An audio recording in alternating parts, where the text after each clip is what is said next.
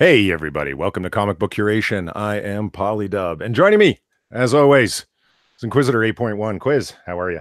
I'm doing okay. I'm painting Jack. some Warhammer minis.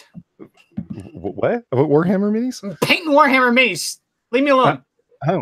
So your attention is divided. Got it. Okay, Jack, how are you? Is your attention divided? I'm all right. How you doing? I'm doing okay. I'm not painting anything. What are you painting? I'm not painting anything. I'm not huffing paint either. You have no proof of anything. Well, I prime my minis in a bathroom with the door closed, and so that's technically huffing paint, according to Ranting Monkey, anyway. And our special guest on this special episode of Comic Book Curation is none other than Weebo Jones. Weebs, how the hell are you? Fuck yeah, I'm special. No, you said that was going to be just like the Ranting Monkey opening, and it was almost there. Not quite. You got to work on the deep and sexy voice. But other than that, you're good. Hey, everybody. I'm the Ranting Monkey. There you go. Yeah, well, I already steal enough of Monkey's ideas. I don't need to completely rip them off and make it. No, you do. You really do. And make so it he's doing obvious. something right. He's actually. Well, hang on. He's not posting videos. Well, no, he's shots fired. He's not. But one thing he is doing that he suggested when I said that our stream never starts on time, like tonight, for example. Yeah. Because we're supposed to start at 10 Eastern, but whatever. Yeah. And he said that can be your shtick. You'll never start on time. And I was joking with these guys about it. And apparently Monkey ripped off his own idea for me because he's doing like Monkey in the morning streams and Monkey in the evening streams, and they're starting at random times when he claims that he's going to have a continuous start time. Yeah, right. So shit. Yeah. Besides, I think everybody likes random streams. I don't know. Yeah, I do them sometimes, but I actually start on a decent time. Like, are you saying this time is indecent? Well, it's 51 minutes late, sir. I'm just kidding. It's like spontaneous sex. It goes up for you to enjoy. I have anime to binge on for the first time in my life, sir. Ew. Well, okay, that's something. I tease. The topic of the stream tonight, after we get through with like different news stories and some different conversation we want to have, is the odd relationships between Batman and the many Robins. And Weebs is a big fan of one particular Robin in the form of Dick Grayson Nightwing. Dick. What? Dick. Yeah. Dick. And being that she is a fan of Dick Grayson, we thought we would bring her on to discuss this. And we will also be, so this has been a long time coming. We tried getting Weebs on before, but she's a busy lady. She's got things to do, but we're finally able to corral her into it. And so that's been a long time coming. Plus, we'll also be able to finally address Jack's ongoing belief that Batman is a pederast. Your beliefs. You're the one that said it, Polly. So Weebs, Jack thinks Batman is a pederast. No, I said he's a father figure, and you equate that with pederasty. Just because they wear really skin tight suits and do aerobic exercises together doesn't make them gay or lovers. All right. Okay. Yeah, Polly. No, you know what? I'm just all military men are gay. I'm just concerned that you think as soon as there's a division of age between two like-gendered individuals, it must be a pederastic relationship. I find that odd. The father-son relationship, you keep equating that with pederasty. Hang on. What does that make Alfred and Batman? Same thing, apparently. Oh, geez. Jack, you think that Alfred? It's a continuous cycle. Oh God! Well, truth be told, the statistics do lay out that somebody that's been sexually victimized will have a better chance of being an offender themselves. So, if we're going to go with this theme, Polly's mentality may be onto something in a very tenuous sense. Your projection upon me does not alleviate your responsibility for the assertion. You're the one that asserted it, Polly. No, I'm the one who argued against him by saying Carrie Kelly, the best Robin, is female, so therefore the whole pederasty thing doesn't make sense. She's gonna. You can be a pedophile to females too. It's a crime of this power. Isn't a sexist issue. Yeah, just because some of them have preferences doesn't mean that all of them do.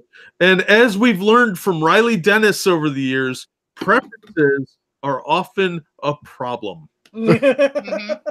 So you're wondering why there hasn't been a transgender Robin? Is that what you're saying? Yeah. Wait, hang on. Because Damian Wayne is Bruce's actual legitimate son. So does that make it incest too? What do you think, Jack? It's your thought. I don't know. You're the one with parenting issues. No. I have parenting issues. Holly Okay. just has a really deep, sexy voice. Well, thank you.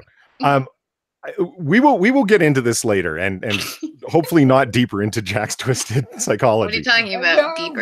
Where's Far when you need her? Far, I have a request. Can you please go and scrub our comic book curations and find the bit where Polly was the one that called it a pederastic relationship? I didn't. I feel like That's I'm why you taking guys crazy pills. You should come. You guys should script your streams. No. What? This is much better improv. we should script our streams. Are you interested in a career? Is that your thing? You want a real life job? Is that it? Well, preferably yes. Anything to this. So we do have a number of other stories before we get on the main issue of Jack and his pederastic obsession. This is kind of an old story, but I figured since Jack is such a twisted sexual individual, relevant to this conversation. Well, I mean, Jack is a twisted sexual individual, yes. But, right. Hey, we don't kink shame here. Oh, That's right. no. Really? Are we going to shame the kink of underage orgies? Is that Boy love is acceptable in certain parts of the world? Question mark? well? Yeah, but underage. we're not talking about We should move ancient Greece on. here. Let's. I think in certain parts of Africa, they actually give young boys semen to turn into men. All cultures are beautiful, Weebo. Fuck your culture. Didn't you just get back from Greece? Didn't you explore the Spartan tradition of pederasty? No, actually, that didn't get brought up by the Really? professor for some reason. I don't know why. I can't imagine why he didn't bring it up. Gee, But- I wonder. But I was not in Africa learning about what is currently going on in this year. Still. Okay, so The Chilling Adventures of Sabrina, underage sex orgy on Netflix marks, quote, troubling trend, critics say. Now, do you guys find an underage orgy troubling? Yes. Just a that's how little they- bit. Hey, that's how they defeated Pennywise the Clown. Are they all underage? Yes. Okay. I don't know where to go with this. You weren't aware of that this happened? No, I was aware that this is Okay. happening, but what I'm saying is I don't know how to make this funny.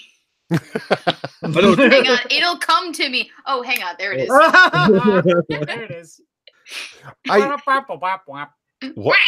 What I find funny about the story is that the raunchy scene set viewers scrambling. Where is it where they talk about like there ain't no more talking cat and it ain't cute no more. That's for damn sure. To be fair, I am writing currently a book that has a lot to do with cannibalism and people who have 200-year age differences falling in love with each other. So I don't really have a lot of moral high ground to take here. I'm just gonna. Well, It's mostly the cannibalism. The quote that I found interesting, at least for comedic discussion purposes, is the dark occultish elements in The Chilling Adventures of Sabrina provide reason enough for parents to keep their children, including teens, far away from this show, Sprigg said. The show has gone over the top in depicting an actual orgy on screen. And if they think having the teen participants keep their underwear on makes it all right, the writers and producers need to think again. This Hang on. content. Wait, If they're it's keeping not their an underwear on. orgy. No, Hang when on. they film the How is scene, it an orgy if they're keeping their underwear on? Exactly. No, it's when they film the scene, the actors are wearing underwear Yeah. and Oh, they're simulating the sex. okay. The idea being Yeah, that they haven't sort of. taken the underwear off and started, Oh, penetration acts yet. wait. So, yeah. Are they all female? No. That is not. Oh, Damn it. okay, never Yeah. mind. Fuck What it. you was can't gonna have say- you can't have a lesbian or gay orgy? Of course you can. No, what I'm saying is if it's all female, then it's definitely consensual because women can consent to other women, but women can't consent Right. to men, remember? Yeah. But this is an occult thing, so there's a power differential between these individuals because somebody Wait, this is an occult thing? is yes. Okay. Well, here's the thing. Like, there is an element of realism to that aspect. Yes, cults do fucked up shit to each other. Jim Jones, anyone? Anyone? Well, haven't we ripped off enough monkey ideas for one night? Nope. That's fair.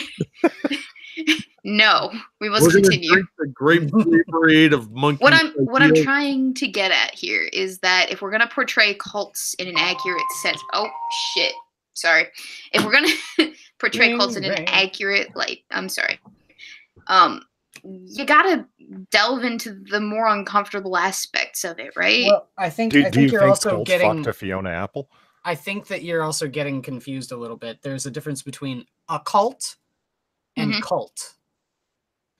Occult is things like, witchcraft and magic and all that kind of stuff. And then there's cult, which is Jim Jones. Yeah, I saw the witch movie, the one with the bitch who was, bathing in a baby's intestines. It can get fucked up. Yeah. Well, okay. Look, not to get too far off of the story here. Sorry. No, it's all right. This is the orgy scene set to Fiona Apple's Criminal appears in the 7th episode of the series and features a half dozen scantily clad teens in Sabrina's house when the 16-year-old namesake character is hesitant to join in. She's mocked for, quote, killing the mood and is told to either get in or get out. Wait, they're 16? Yes. Okay, well, if it's in a state where the age of consent is 16, then it's definitely not a problem. Because age of consent is a social construct, according to Amos Yee. Oh, God. Let's be fair. Nobody likes a Buzz Killington breaking up the orgy, but teenage orgies should, be limited to states where such things are legal, and we should be forcing people to view things like this with, no warning per se. Like, hey, sexual content, like. Or, hey, teenage orgy coming up. I mean, yeah, okay. I will admit, we do need warnings in the implementation of anything of that nature, because some people don't want to see that. So you think trigger warnings are a good idea? Set it up perfect.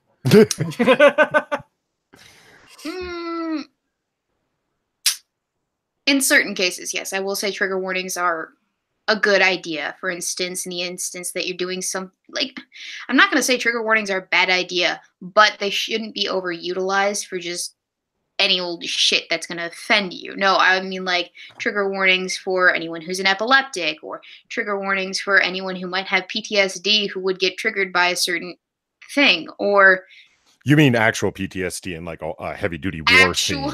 Actual PTSD, not the real shit that, purple haired, like PTSD from Trump getting elected, for example. Yeah, not that kind of PTSD. What I'm saying is it has its uses, but we don't want to overuse it. And that might be one of those instances where we'd be like, hey, this is a thing that happens in this TV show scene.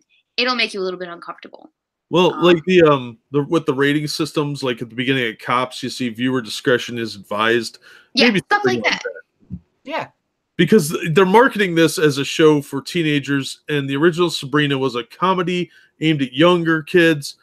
People are going to be really confused because those people that watch the original are now probably parent age and are letting their little kids watch this. Well, and that's not an appropriate scene for like a 7 or 8 year old. I want to know then exactly what they're actually thinking of then when it comes to making the scene in this show at all. I mean, I thought you were going to say it in the first place. Yeah. yeah. Because Sabrina the Teenage Witch is actually a comic produced by Archie, wasn't it? Yeah. Yeah. I actually didn't watch a lot of Sabrina the Teenage Witch as a kid, so I read some of the comics. Yeah. And like with that sort of thing happening, I wonder, did these people not know the source material at all? They don't care. They're trying to go for shock value to get more people talking about it, and then people go watch it, and it boosts their ratings and numbers. And I think that's exactly the point, is to go for the shock value. They're trying to do the same thing that like Big Mouth did, by being as disgusting as possible, so that they can try and force people or trick them into viewing it. Yeah. Well, okay. One aspect that I read of this was that I thought was interesting is the website The Hill. you know, the reporting website.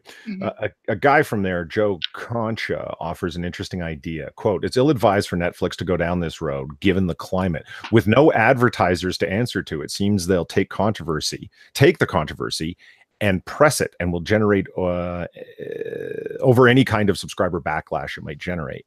It's an interesting idea, right? It's like, it goes very much along the lines of what you just said, where it's like they're doing it for the sake of controversy, and they know that there's no, you know, catheter company or credit card company or whatever to get angry at. You know, David Hogg and his tactics with his anger mob on Twitter, where it's like, you know, here's the advertisers that support this news reporter that I don't like, let's go after them. There's no one to do that with Netflix.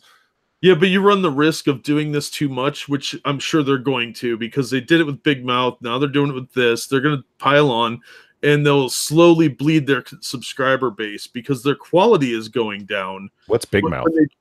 Did you miss this whole thing? Oh, wait. Yeah, I must have slept on this. What's the story there? Okay, it's a imagine Seth middle MacFarlane. schoolers.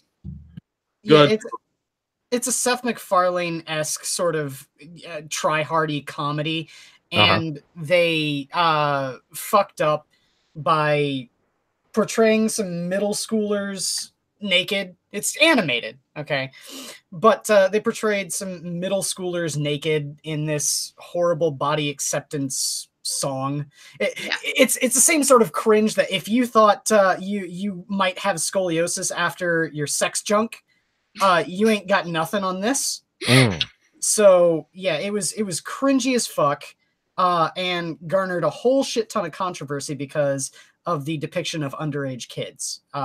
Basically it was really raunchy and shitty lolly, because like it's Seth the animation MacFarlane style level. is fucked, but you still see it. It's Seth MacFarlane, man. It's straight up fucking Family Guy porn. Yeah, and it's awful, but- kids talking to their crotches. It's weird. Yeah, everything about Big Mouth is awful, but it was hard for me to get into the controversy when I had known that Dr. Randomer Cam and what's her name? Allison Tiemann did a Ragening video about Big Mouth months ago. So when people are sitting there getting all up in arms about Big Mouth, I'm like, I saw this fucking shit coming months ago. What is wrong with you people? Yeah, but the average person isn't paying that close of attention, so when it drops on Netflix, the controversy spreads a little slower. Yeah. My concern is that they're going for these shock scenes and shock events, like an orgy and using the Baphomet statue, stuff like that, just to garner people's views instead of writing good material. Because you can tell that a lot of the Netflix shows are starting to really kind of dip in quality. They have a very scattershot effect with their staff. They're very hit and miss. Do you guys want to hear the article from Jezebel.com that in the chilling adventures of Sabrina, witchcraft isn't as feminist as pop culture makes it out to be? Oh God. Fuck them as much as Mary Sue, man. They're just as bad. Yeah, I'm sorry your flying potion based off of the blood of unbaptized babies isn't quite feminist enough for you. What are you talking about? That's all the feminists. Yeah, it is. That is 100% feminist. Killing babies. They're not aborted. Oh. Wait, no, but they're dead babies, right? Yes. Same shit, different day. What if they're minority babies, though? Hang on. Just because it's popped out of the oven and then was killed does not mean that it's not the exact same fucking thing. I agree with Weebo here. Well, what do they call that? Post-birth abortion? That's a postnatal abortion, sir.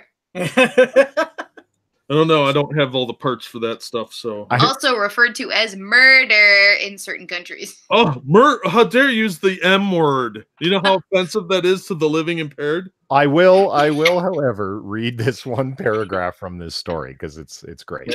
The show is styled cozy and twee, like everyone is trapped in a vaguely retro snow globe where it's always that week before Halloween and people are bundled up in autumn sweaters, crunching dead leaves on suburban streets. Oh, somebody took an English degree. But when it's Sabrina, it begins with her dark baptism early in the series that things have started to get weird. Sure, Sabrina wants to expand her powers, for which include rudimentary spells to infest her principal with spiders, erase minds, and turn on the radio with a cute flick of the wrist. But once Sabrina is asked to sign her name to the Devil's Book, just like the one in the 2015 movie The Vivitch, she realizes that becoming a full witch also means surrendering your autonomy, not to mention your literal virginity, over to Satan himself, who appears to be a hairy and behooved Baphomet type. Why does he get to decide what I get to do with my body? Sabrina says to the so-called Dark Lord when she flees the ceremony and protests of her aunts, peers, and satanic priests. You know, in the old days, you just had to kiss his butt, literally. What I'm trying to find what Wicca stands for, because she starts a club and the I in Wicca stands for intersectional. I'm trying to find it. I'm gonna fucking kill myself. I'm not even kidding. All right, nope, I'm done. Wicca is not the same thing it was when I was a kid in high school and I was going through that angsty phase where I thought that I had magical powers too. It's not the same anymore. Oh, God. You ruin everything, Weebo. How did I ruin everything? No, SJWs ruin everything. Oh, yeah, they do. You know, I can't even have my pretend religion from my childhood. Fucking hell. Thank you for saying it's a pretend religion. Well, all religions to me are pretend, technically. I say no. I really appreciate that, because there's so many people who said this. Well, this isn't real Wicca. Oh, really? Tell me, what is real Wicca then? Dude, there's this guy. There is this guy on YouTube. I'm sorry if we're going off into a tangent, but let me see if I can find his channel. But he is all about the fucking Wicca shit, and I subscribe to him specifically because he's a fucking jackass, and I love it. You so leave much. Sticks, Hex, and Hammer alone. Wait, no. You know, I was talking about Worski. I'm just kidding. No, let me see if I can find his channel. But he is a gold mine of content, just waiting to be enjoyed. Oh. Yeah, Blind Rambler. Sorry, guys, I just had other tabs up, and so Jesus, why do I have 425 subscriptions? It says intersectionality. How? Because they're woke, like Sabrina the Teenage Witch, like that, or the superpowered feminist witch, whatever the hell the show's called on Netflix. Is basically. People are joking and calling it woke TV, and it's like, yeah, because there's even and the feminists like over at Jezebel.com are complaining about, like, they're just giving lip service to the ideas by using the word intersectional, using the word feminist, and having her say things about my body, my choice, etc. And that's all fake feminism. It's not real feminism like at garbage chair websites where you write for free. You know, that's where it's really at. When did this turn into feminism? When? Brother. Wow, that is really Archie styled, isn't it? Like, yeah, that's about right. This is what I know as Sabrina the Teenage Witch. All right? Yeah. How is this? Are you sure? No, Joe Lopez says Styx will be mad at you for bad mouthing witchcraft. I remember a video of Styx's. It was like from not too long ago, like in internet time. It was probably only like 2 weeks ago in the real world. Where he's like, here's the difference between a warlock, a wizard, a witch, a Wiccan, a number of things, you know, an enchantress, etc. Hold on, I found it. Women's Intersectional Cultural and Creative Association. All right, it's okay. We need a planet. I'm hopping off. Where's the next stop? Like I said, get me off this train. I'm tired of people talking about Mars. Moon first. I mean, that's where we need to go first. Moon is launching point to the space station halfway between Mars and Earth. You can say that, but it's all conversation until we get rid of the Moonies. They're slowing down progress. I say we wipe them out. No, the flat earthers are slowing down progress by existing with their genetics. Okay, I found the fucking channel. I found the channel. It's worth a watch. If you want to, you can put it in the chat. It's Don't you have a? You put it in the chat. No, I don't have a wrench. Why don't you have a wrench? It's fucking fine. No, I don't know why you don't give me a wrench.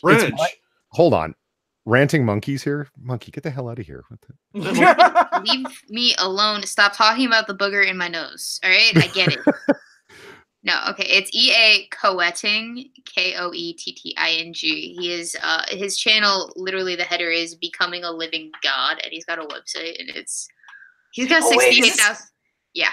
Is this the dude that gives you tutorials about how to like do death hexes and shit like that? This is that guy.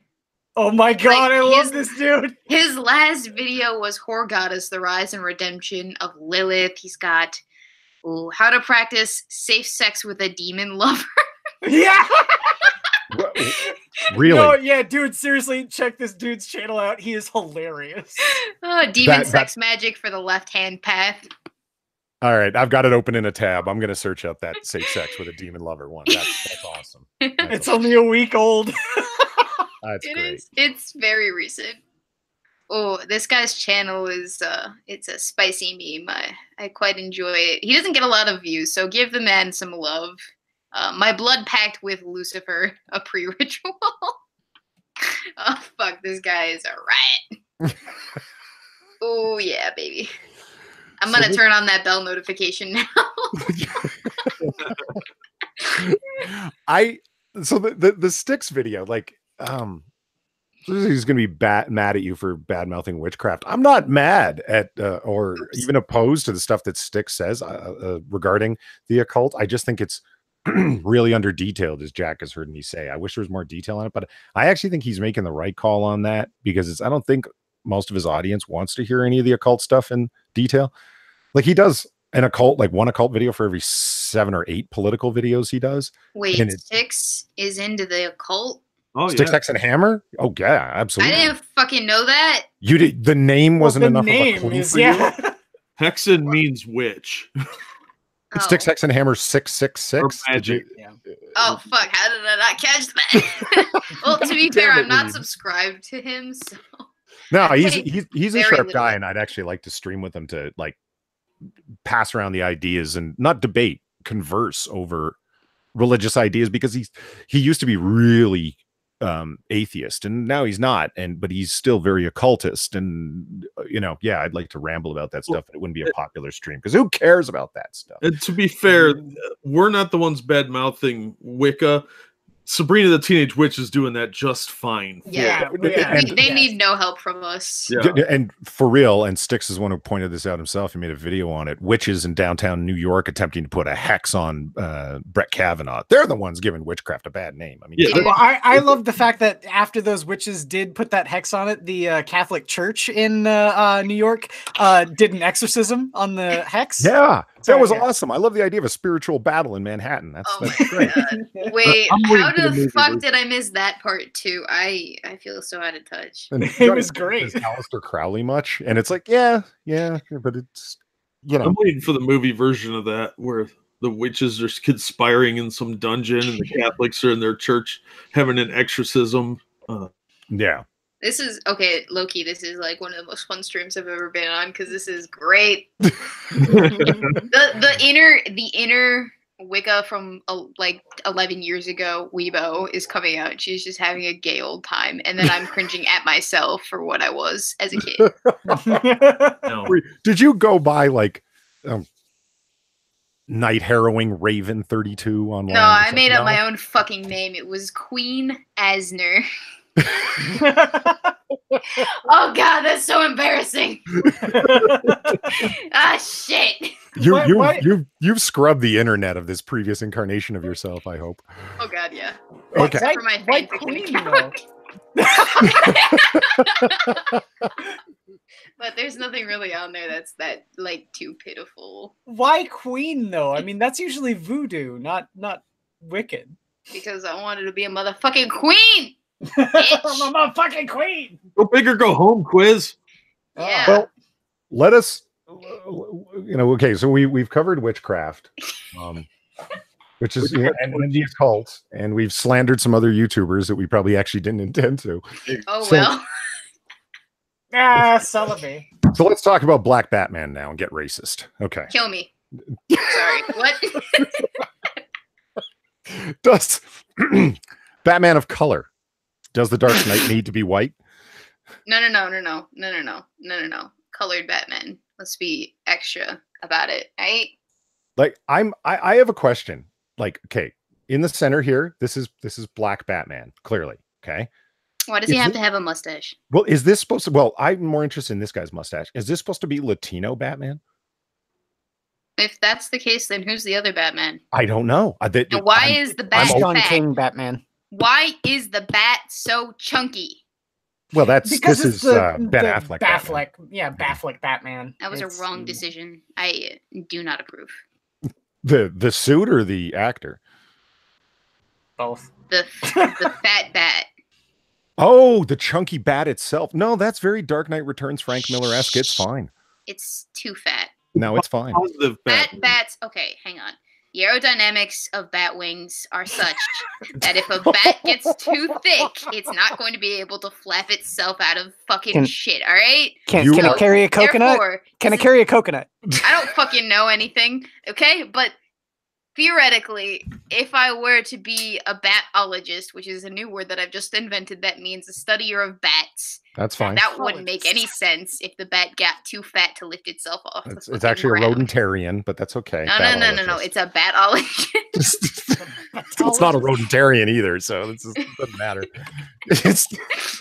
You know who else is a really good batologist? Spider-Man. So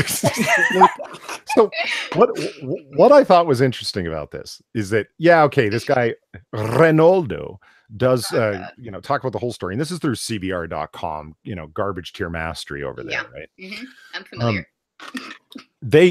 The part that sums it up so well for me is in this tiny little paragraph here. As expected, the new argument has brought forth vocal fans who don't want to see DC tinker with the traditional depiction of Bruce Wayne being a white philanthropist, the same character we've known since 1939 Detective Comics number 27, and a plethora of comics, cartoons, animated films, video games, and live-action movies since. Why? It's almost like there's an established character for the guy or something.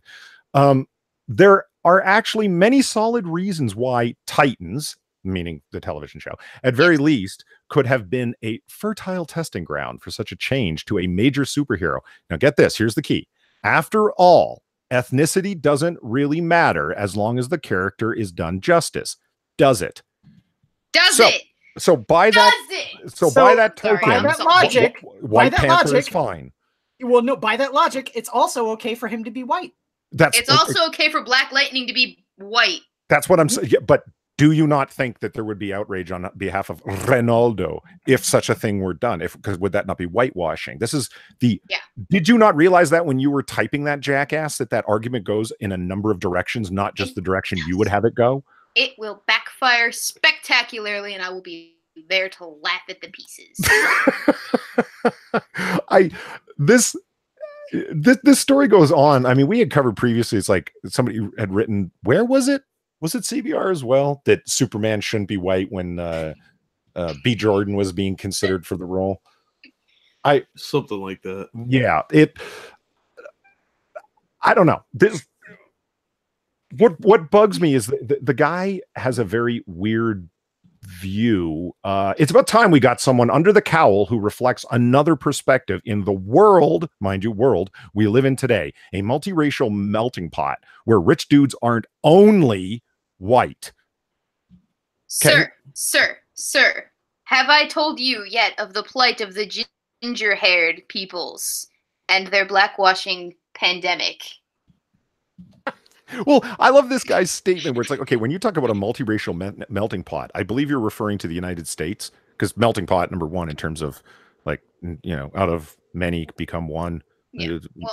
He's and refers to that as the world. You need a little bit more global of a perspective. Well, hang on. It's like, you don't think there's rich dudes in China who represent a larger portion of the world population than any other group nation combined? Like, well, I wouldn't say we're like that.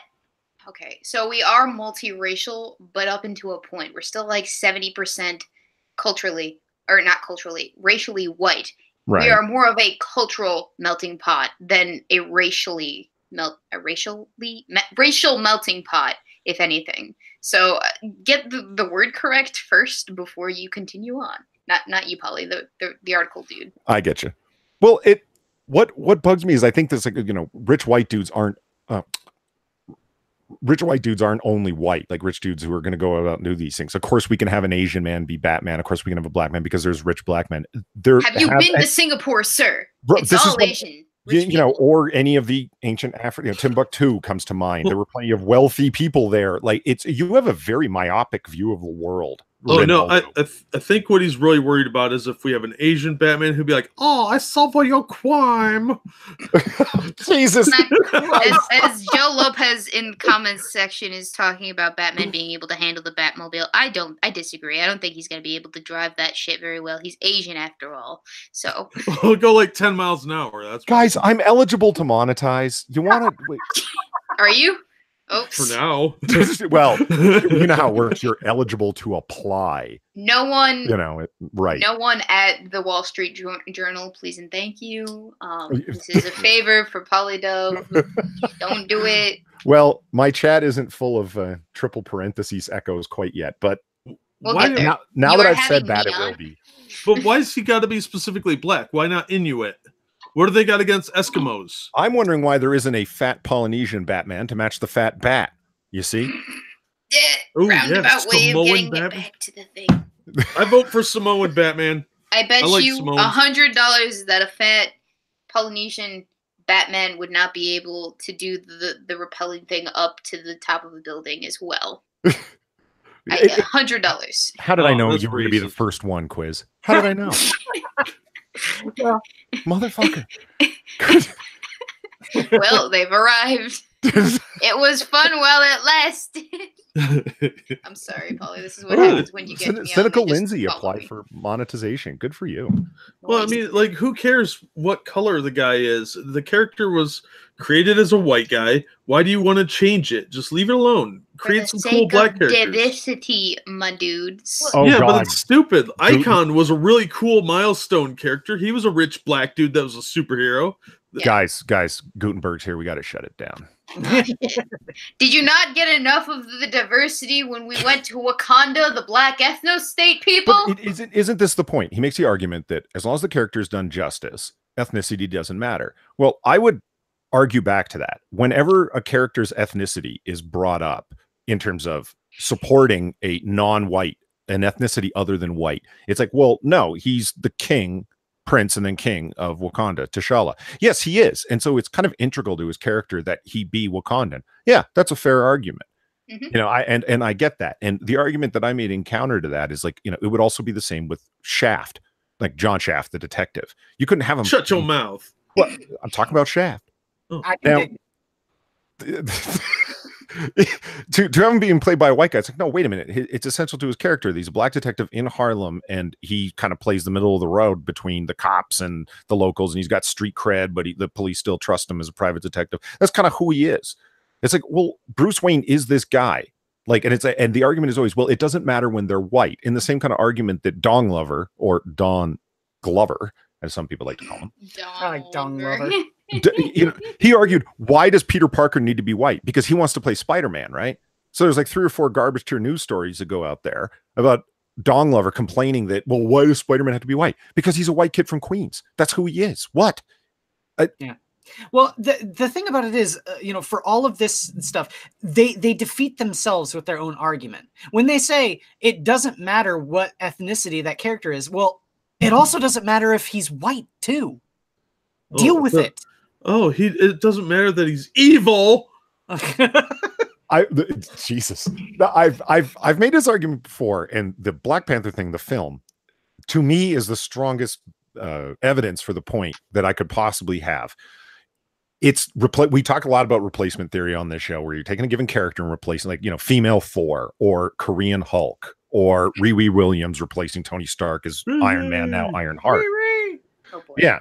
It's replacement theory. It's like we want it to have the same popularity because we want to jam our social justice theory or social justice approach down people's throats. So we'll call it Iron Man, except it's not in anything but name, because the slobbering idiots will still buy it because it's still called Iron Man. Well, you know what I mean? Same thing with Hulk, same thing with Thor.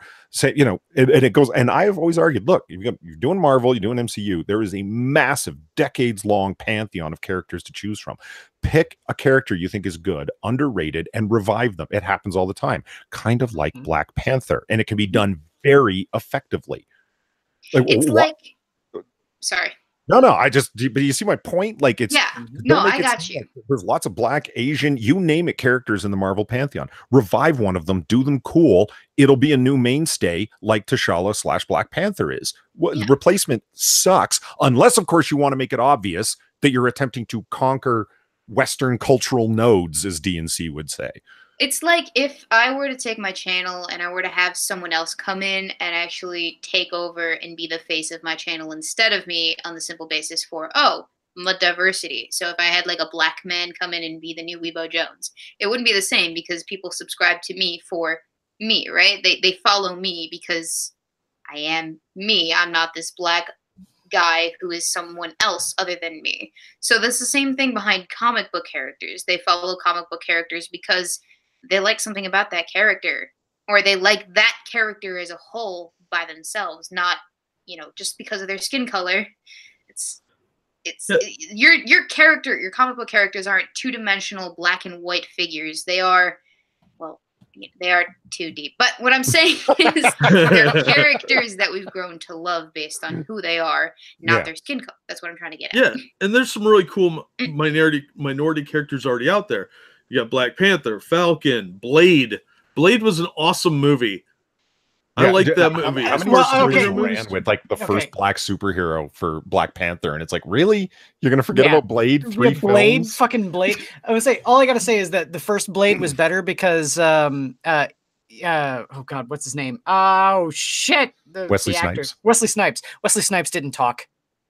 Yeah, he barely spoke in the entire movie, but it was a fun movie. It's not like a cinema classic. It's not going to be up there with Citizen Kane, but for a superhero movie of its time, it was a solid film. I'm just saying that Wesley Snipes is a better actor when he doesn't talk. Well, yeah, everybody knows that. He also needs to pay his taxes more. Jesus, can you believe he's going back to jail, potentially? For not paying taxes? Wasn't he like a sovereign citizen the first time? Like, he didn't have to pay? No, he tried to go that route. Completely different thing.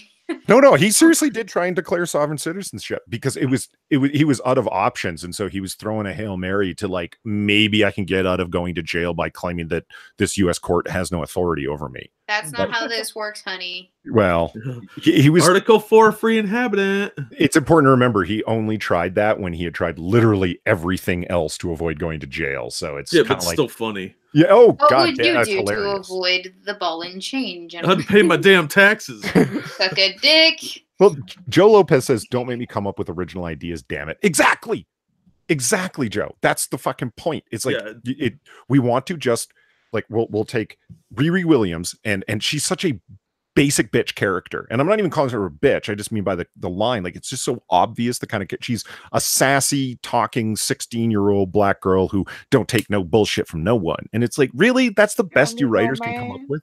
Yeah, low-key, though. Okay, hang on. I will say this: writers actually work best under pressure when they are being forced to write something daring and original. It worked with I think it was Clone Wars, right? It did not work after they had established Clone Wars and everyone wanted Clone Wars back when they came out with Rebels. Yeah. Sorry, completely different topic, relatable. No, I agree. What's his name? Francis Ford Coppola is a big fan of making that point again and again. The best ideas that I've ever had in the Godfather series were when something went horribly wrong. Like Marlon Brando was supposed to be in the second film, and then all of a sudden the disagreement between him and the studio that was out of my hands happened. He wasn't going to be there, so I had to magically write him out of all of these scenes. Those ended up being the best scenes in the film. And he was like, you will come up with your best ideas when you need to, not when you're comfy and relaxed and not even trying. You know what I mean? That's how I'm getting through college. My best papers were written at 8 o'clock, up until 8 o'clock in the morning, all night long when they were due at 8 o'clock in the morning. Yeah, absolutely. Yep. Well, now I think a lot of the SJWs have the problem is that they're reliant on their ideology, and that means they have to work in new characters under that ideology, and it's incredibly restrictive. Well, so they lack the creativity and a necessary framework because they have to work within this SJW goofball mental gymnastics ideology. Do you don't think? Okay, you make it like they're going through gymnastics to do it. Don't you think it would be more fair to say that those comics end up coming out really boring because they consider the ideology itself to be a story, i.e. America Chavez, like where nothing happens except her saying, I'm Latina and I am gay. No, nothing else that she does. What I'm saying is that you can't write Superman if you're a Christian zealot because it violates your belief in, no gods before me, because you're a zealot. Right. So you have to look at it from like a religious angle. Jack Chick is not exactly all for playing Dungeons and Dragons, so he's not going to make a roleplay module about it. He's going to say that it's completely disingenuous to his idea. That's what they're working with. You're talking about somebody with like a crazy belief system that probably has some kind of deep-seated mental trauma, like daddy issues or whatever. Dude, so they're not normal people. You've actually brought up a very interesting point because it was accidental. I know. It is kind of similar and akin to that religious, like ideological commitment that is to the extreme. Where back in the day, I don't know if you guys remember this or if you guys were exposed to this as much as I was, because I have a very religious mother and grandmother, but they would expose me, or they would buy me the Christian versions of things. So like the Christian version of Harry Potter, the Christian version of this, because Christian parents didn't want their kids to grow up reading the non-Christian things. I grew up in the 80s. Things. I understand completely. And that's basically what this is. They don't want people to have the non-SJW PC version of things. So it is entirely taking on the vision of this identity or this identity, whether it be Christian or whether it be, LGBT or whether it be racial identitarianism. It's entirely just taking all of the extra oomph that makes a story good and turning it into a PSA about this, or this. Exactly. It's like positivity with She-Ra. Yeah. It's like state-run propaganda from the Soviet Union. All the 80s kids will remember it. And then, of course, we had stuff like Invasion USA with Chuck Norris, but you go over and watch their action films and it's all clearly propaganda. And you have censors limiting what imperialists. Yeah, exactly. You have the same themes, the same kind of dialogue, very restricted, very censored. Any fiction coming out of a place like that is going to be overseen. And that's what they're working with. So it all kind of sounds the same. It lacks creativity. It lacks originality. So everything they do, everything they touch is either designed to turn to poop or it's to destroy something that came before it. I paused my chat here as it was scrolling. So sorry if I'm missing new stuff because I wanted to address this one thing that Cynical Lindsay said. I'm probably the only person in the universe that loves the Black Panther movie. Maybe it's because I'm not heavy into the MCU, so I don't have very high levels of expectations. No, I liked Black Panther. It's a great film, a really good Marvel film. In my opinion, it's not as good as Captain America: The First Avenger because that's my favorite one, but it's a lot better than the first Ant-Man and the second one. So I don't know, it falls somewhere in the middle, but I liked it. You know what I didn't like? All the people carrying on Twitter that it was a cultural revelation and a sea change and proof that Black people could make a film and have it be good. And it's like, you didn't think that was possible before? What the fuck? You needed proof of that? That's what. Well, had such little confidence in your own material capabilities. Well, we have to remember. I don't think your own. I think there were some people on Black Twitter talking that way, but a hell of a lot more white people talking on behalf of them in that way. You know what I mean?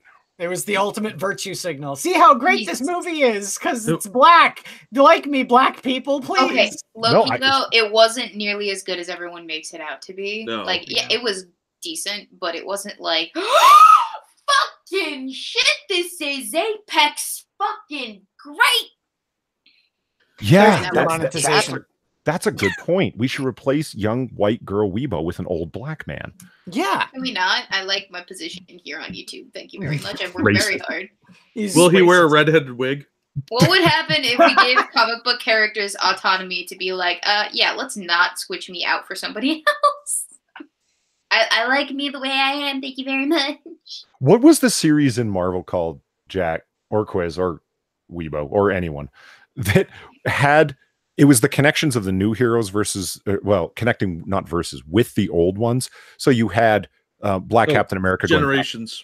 Generations, going back in time and meeting Steve Rogers back in World War II. And fucking dumb. One of the things that amazes me about that, and especially that series, is that they were all about Mary Suing, if you will, the new version of the older character. The new version has to give the old version advice and tell them how to be a hero. And it turns out that Steve Rogers is a huge pussy in that comic. He's vomiting after just being in warfare, in a battle.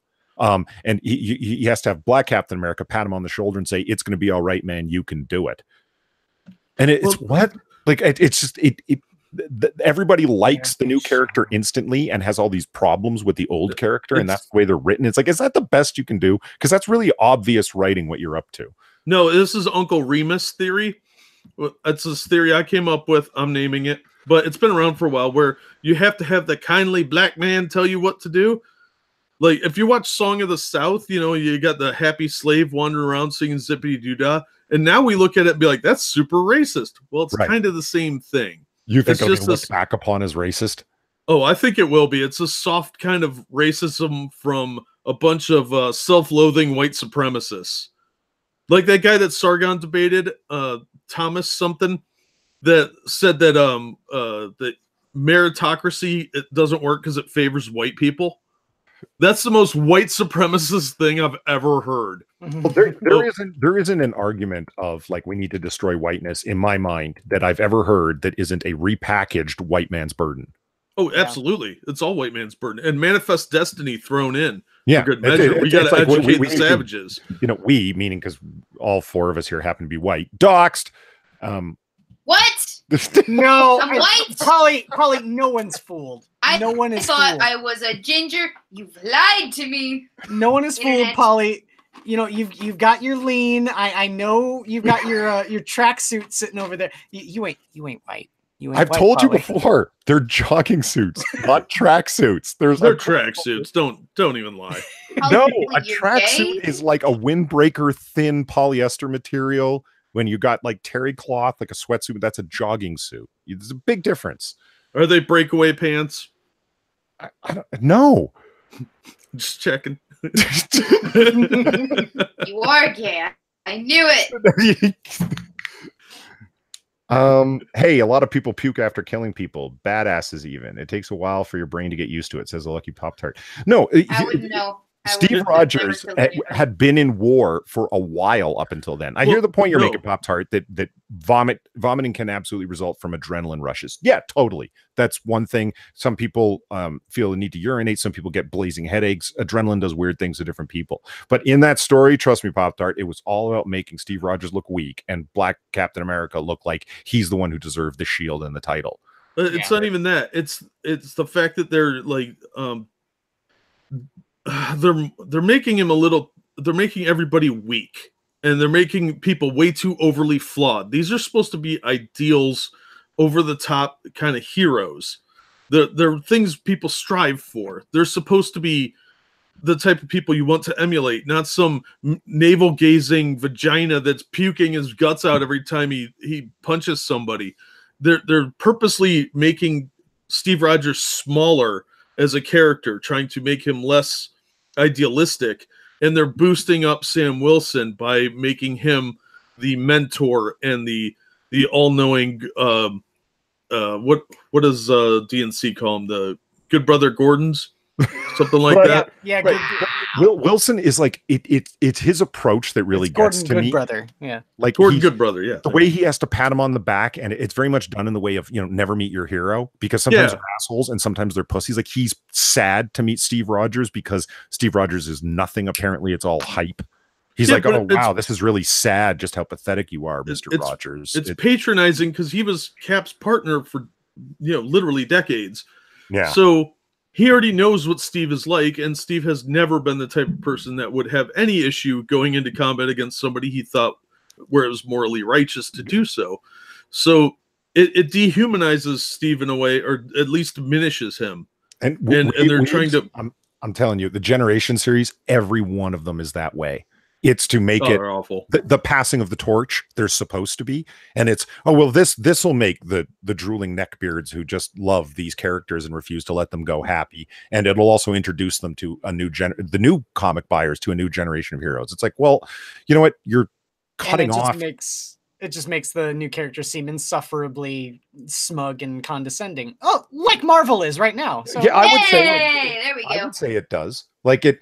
I don't know. We've all read comics, and we all remember when our starting a new series. We might not remember when we started reading comics, but we remember like liking a new series. And it was never because, for me, the ideology that the comic was espousing, nor the rhetoric that the character was spouting, that made me want to buy it. It's like, I remember starting to get into Silver Surfer, and it's like, oh, like he's got like the power cosmic, and he never is on Earth. He's always meeting like these weird alien races and getting in cosmic battles. This is not like the Spider-Man and like the very Earthbound, Citybound stuff that I've been reading. It caught my interest. It's like a Silver Surfer was giving speeches about social justice that caught anyone's attention. You know what I mean? Like, right.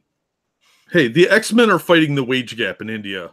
and they use dank memes to They are defeat where aliens. they are needed. Stop saying that. I wish he was kidding.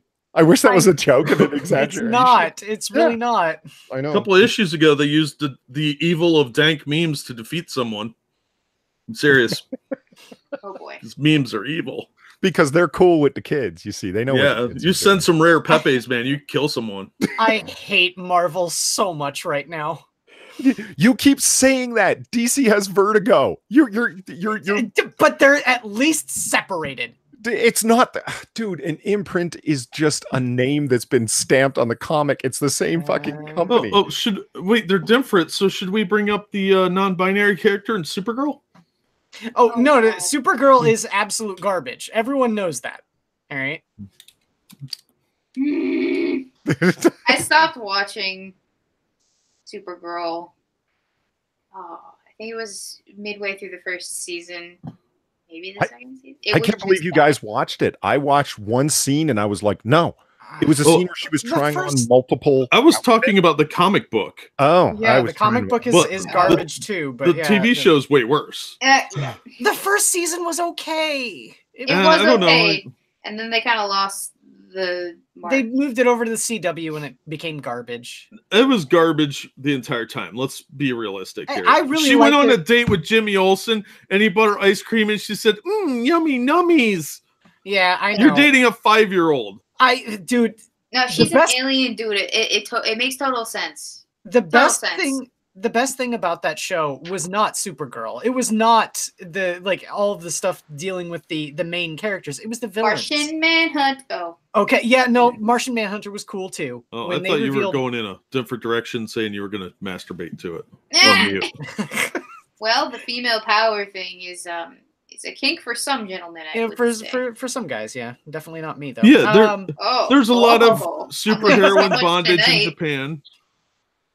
God damn it! Why is Edwin Boyette streaming right now? What a dick! It's okay. Well, I keep having this fantasy I can never be angry at Edwin Boyette. Dude, I know. seriously. No, it's true. Dude is a human quaalude. Allow me my fantasy that when Ethan Van Sciver, Edwin Boyette, That Umbrella Guy, Yellow Flash are streaming, that they're somehow stealing an audience from us. I like to think that people would like to watch us. Okay. Obviously not if they're stealing your viewers. Well, monsters. See, that presupposes that they even know who the hell we are. I had an exchange with Van Sciver, so he knows who I am. I don't know who he is. You don't know who Ethan Van Sciver is? I don't know who a lot of people are, though. He's an alt-right white nationalist. You should stay away from him. Oh, he is? Yeah, well, I don't know who that is. No, he's not. He was a former artist for DC. He did Hal Jordan and the Green Lantern Corps, and he's one of the major figureheads of the whole comicsgate movement. Gotcha. Okay, so here's the thing. Here's the thing, people. I am shit with names, even online, even in person, especially online. I can't even tell you what the names of some of my favorite singers are. I just know that I like them. That's how little I pay attention. Her name is Ariana Grande. Okay, Weebo, get it right. That's your favorite singer. Is that the bitch that sings Lemonade? No, that's Beyonce. Beyonce! That's I've Beyonce. never heard Beyonce. Oh, wait a minute. Doesn't Ariana Grande have a song called Lemonade too? I don't know. She's the one that licked donuts in a store. That's all she is. You did that? She did that. Yeah. She's on security camera picking up a Why? dog, licking it, and putting it back down. She was That really seems drunk. like such a middle school thing to say or do. I'm sorry. Well, she was I've talking never about done that. she was talking about how much she hates Americans at the same time, so then she licks his donut and puts it back. I was like, man, she was drunk, obviously, but I don't But know. speaking It of was weird. comicsgate, Back on track. I have a story here from the Mary Sue. Yay! And this story we were supposed to do it a week ago, but since we're like completely unprofessional and disorganized, well, I am completely unprofessional and disorganized. Yeah, Can confirm. I own it. That's fine. We didn't get around to getting to it, but one thing just caught my eye here up at the top of the screen. Fox News should know better than to mock Alexandria Acosta Santa Rita Cortez. Just call her crazy eyes in my household. It's like, I don't know. It's like they should know better than to mock her. What are you talking about? She's comedy gold. I think they know she enough to is. mock her. Are you correct? What the fuck? Is I it can't wrong? help but mock her. I know she says dumb shit all the time, but she's super cute for some reason. Like it's No, those she's not. crazy She's got eyes. Crazy eyes. She does. Oh, I she know does, what but kind of it's- kinks you're into. Well, yeah, but Yeah. It's like, we've talked before. you know, I realize this is gonna be stretching outside comics, but like I gotta make this point because it's so important. The people are like, oh, she's a democratic socialist, et cetera, and she's crazy and she doesn't know what she's doing. She doesn't literally know the difference between a senator and a member of the House of Representatives, but now is a member of the House of Representatives. That's hilarious. But think about the people in her district. That's who I feel bad for. She represents them and doesn't know the first thing about civics. Yeah, but you know didn't they vote for her? Like, but I mean, do you realize you guys just shot yourself in the foot in a really big way? No, to they vote? didn't. It's They'll going to find be out. comedy gold for 6 years. Well, They'll two. find out. Two years, whatever. Yeah, They're House going to of Reps is reelect her. 2 years. Yeah, she's get. I She'll don't be know. reelected. I don't even know what she got elected to. I just know that I would have voted for her for the comedy gold because it's like voting for Vermin Supreme. You're not voting because of their platform. You're voting because it'd be hilarious. Dude, Okay. I low key would totally vote for Vermin Supreme if I had gotten my absentee ballot that one time that we were voting for the president. let's bring this back to comics. Where Mary Sue, the article, and the writer Vivian Mary Kane, Sue. who has given Fuck us the Mary Sue. and Vivian Kane in particular, because she has given us numerous entertaining things to discuss, and this is among them. Alleged Kentucky Kroger shooter had a history of racist comicsgate rants. Oh, Now, Weebs, you know a comicsgate in the sense of just generally what it is. yes, I generally know what it is. It's sort of a consumer pushback against social justice being put into comics, and especially the way comics pros talk to the fans, which is "fuck you if you don't like it, Nazi." Basically, I know what it is in the same sense that I know what like Video Games Gate was. Gamergate. Yeah. There we go. Now, That's how you say Yeah, that. it's a harassment campaign. because you know they don't have Gamergate to talk about anymore, Comicsgate becomes a thing. What are you talking about? Gamergate 2.0. Boys, What? it's here. It's queer. We're Do ready. not. No, you'll summon YouTube Voldemort. Stop it. You don't want to make Sargoy angry. Stop it. Don't make internet Voldemort, Monday and Matt flag us down. Oh, God damn it! No, What are we're you gonna trying- get flagged. He's building the wall with those boulders. I'm telling you. Do you guys think about its current year? Anyone could show up. The Sweetie Squad of Jim's fame could show up. You Sargon's are fans Jim, could whatever. We, I am don't not think Jim cares Jim. about Stop us, spreading guys. that rumor. They're all Yeah, well, stupid. It they're- doesn't matter. They're everywhere, and they'll bomb on you in a second. Sargon's They're fans, Jim's fans, they're out there, man. I'm sorry. Are they the Illuminati now? I don't know. All I know is that they show up at weird places and bomb you. You don't even know, man. You don't even know. So this Yeah. story, Mary Sue and CBR and everybody else, they need someone to rant against, and it's become Comicsgate, where they're the embodiment of all evil, yet identify them as a small group of angry white male malcontents. It's like, okay, wait a minute, we're a small group, but we're everywhere, and you waste time ranting about us. I don't Okay, see the connection there. as but an angry white male malcontent, I want all of Comicsgate to stop appropriating my culture. I am also an angry white male malcontent person, but just in general. well, you know, our anger is not your fucking prom dresses. Look, the Mine thing is. the reason why I bring this story up is because for those of you who don't know, that live in areas of the country don't have Kroger's. Kroger's like a supermarket kind of I thing. have a Kroger's. Do you? Doxed. All right. Yeah. We're narrowing it down. She lives by a that's Kroger's, the guys. entirety of the Midwest. Yeah. It's a cleaner Piggly Wiggly. Low-key, you're not wrong. I also have an Aldi. Further I- doxed. I'm Yeah, in favor unfortunately. of things that are cleaner than Piggly Wiggly, okay? Let me tell you. Dude, the one thing I hate about Piggly Wiggly is all of their meat is imported from Mexico. Now, I don't have any problem with people importing shit from Mexico, but it illegal? If it's slaughtered in Mexico and brought up to Illinois, it's rotten by the time it gets up here. You realize that, right? Hang on, don't you slaughter things in the U.S. and then bring them to Mexico? I feel like this is reversed. Yeah. Okay, for the fourth time, I will attempt to bring us back to this article now. I'm sorry. Okay, why this article really pissed me off is because it puts comicsgate in the title. Comicsgate does not appear anywhere in the article, nor does it appear in the so-called rants that this guy went off on this shooter.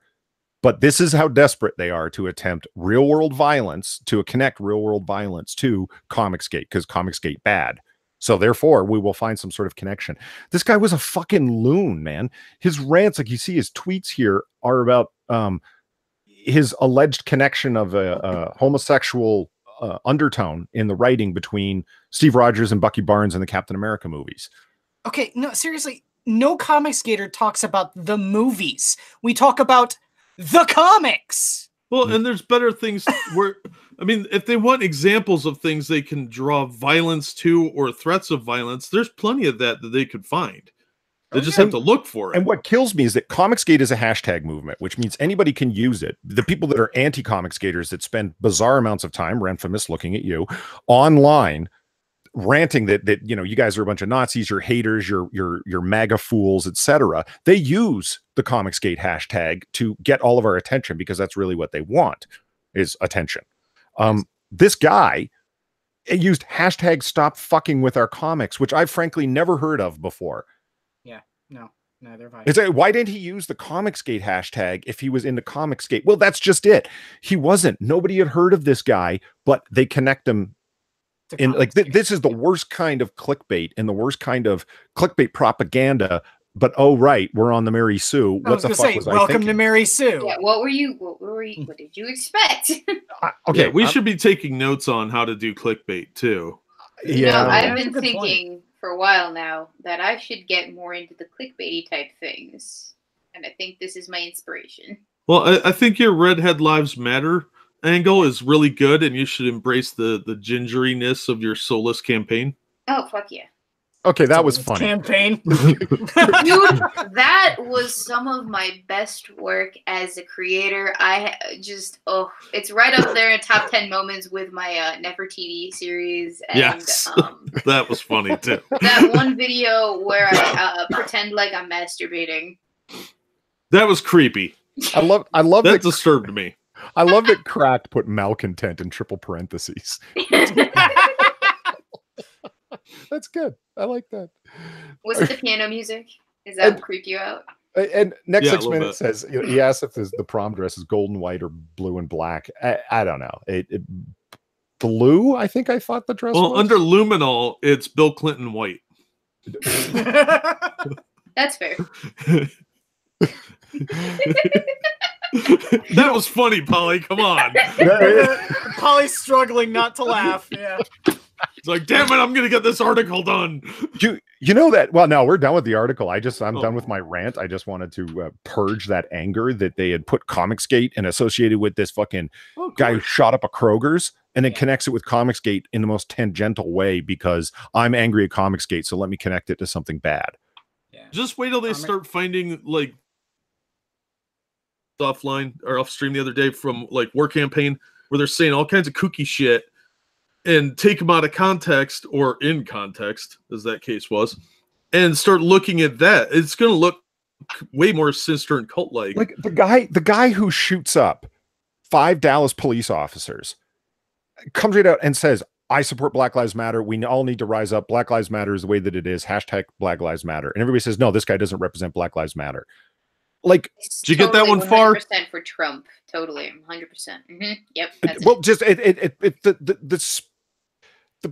it's so thin, it's so transparent. I just find it very, very frustrating. It's very angering. It is. Purge, Especially, Polly, purge. This is Just why I keep remember to flush myself twice. too busy. Okay. News has gone so bad. Like, cable news is all garbage tier, and then there's the actual garbage tier websites that call themselves like feminist news. Like, yeah, feminist news. It's like the National Enquirer got bought by the Weekly World News, and they had some sort of sick baby together. Okay, here's the shortest story that I'm going to do, because I realize nobody here cares about this but me, but that's fine. Just kidding. Okay.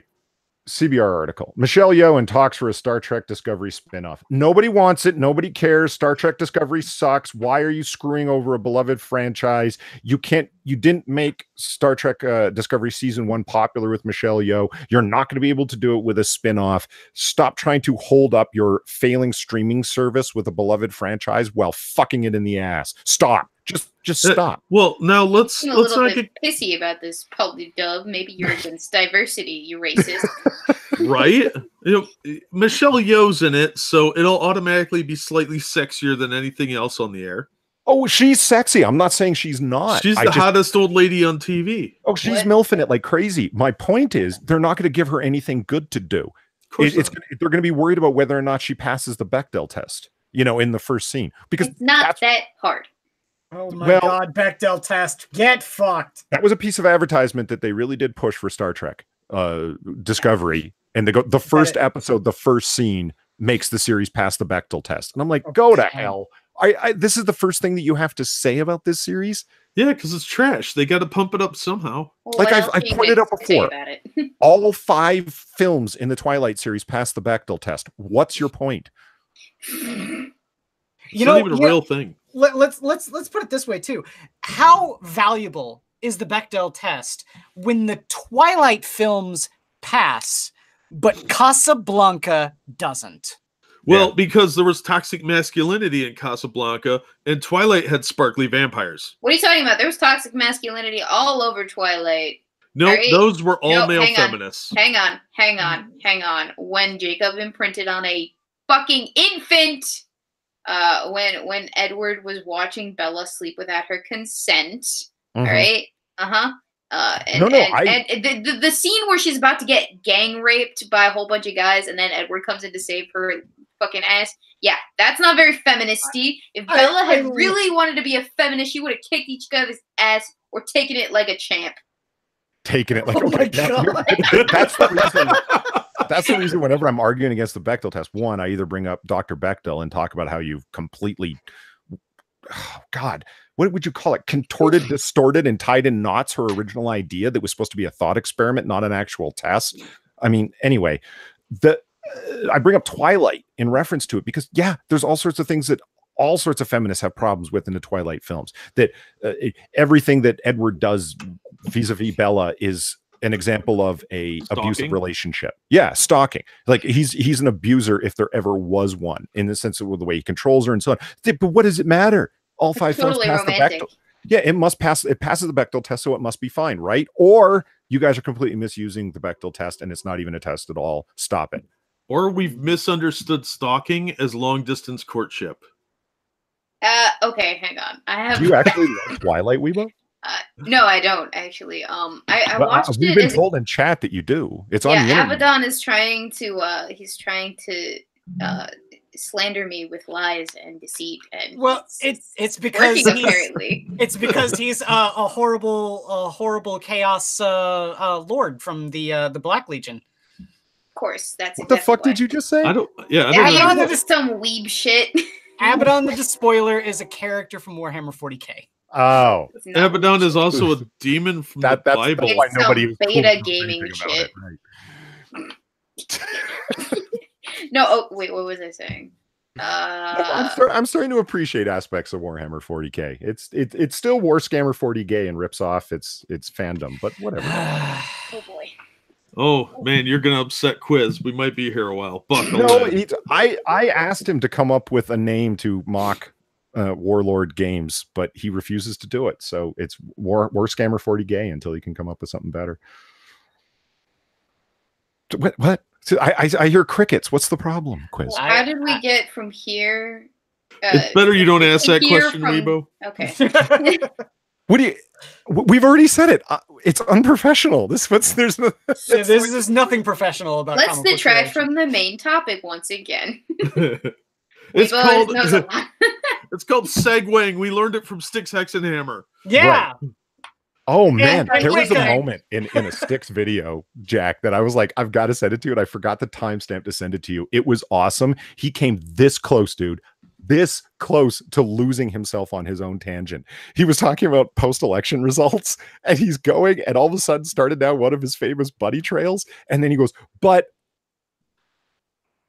right, and then he goes back. He came this fucking close to forgetting his own point. It was great. Because don't get me wrong, I love Styx, Hex, and Hammer, but man, that guy can tangentialize like nobody else that I know of. Dude, all the best professors can do that if you know how to ask the right questions. Loki, it That's is true. the best weapon against learning I've ever seen. So we've gone a number of tangents. We covered the tabs that I'm interested in covering. So let's get into it. Jack, why is Batman a pederast? You tell us. Well, as explained several times to you, I said Batman is a father figure to the Robins and raising them as sort of like not only heirs to the cowl but also to his estate. So he's building a family, the Wait, hang Batman family. A father figure in the same sense that my priest was a father figure to me as an altar boy as a child. No. A father figure as in a parental figure. Thank you, Poppy. Yes, not the father figure in the sense of who's your daddy. Oh god, you just said that. So- stream. You should hear how I say it when it's sexy. I Sexy don't want time. to. I thought No, that you was your don't. attempt at sexy, and it was really No. creepy. Fuck. That was No, that was- that was my creepy voice. hard No. pass. I heard this argument before that like, what is it? Because Batman has gone through a series of Robins. Multiple people have taken on Robin, and they've all been dramatically younger than Bruce Wayne. And so the question arises now. The original reason is like, Bob Kane and Bill Finger and company. Like, why is there a Robin at all? Well, it's to appeal to the very young people that he's like, gosh, gee Willikers, Batman, and he's there to Batman is a man. He's a fully grown man, like in his late parentally and seemingly never-endingly in his late 20s, early 30s. Mhm. But no, it was the first identity politics because they wanted somebody the kids could identify with, Right. and see themselves as. Right. And that was the reason for having him there. But that obviously changes because when you have Dick Grayson is no longer, he gets older and becomes Nightwing, right? And so we need, you get Jason Todd and you get how many other guys. What's- Wayne. I'm not gonna say. Oh, fuck. Um, I'm blanking on the other one. Tim Drake. Tim there Drake, we go. right. I'm not gonna say that Jason Todd is better than Dick Grayson, but Shut Jason, your fucking whore mouth. Take it. Wait, Better wait, at catching I didn't- crowbars to the face. Yeah.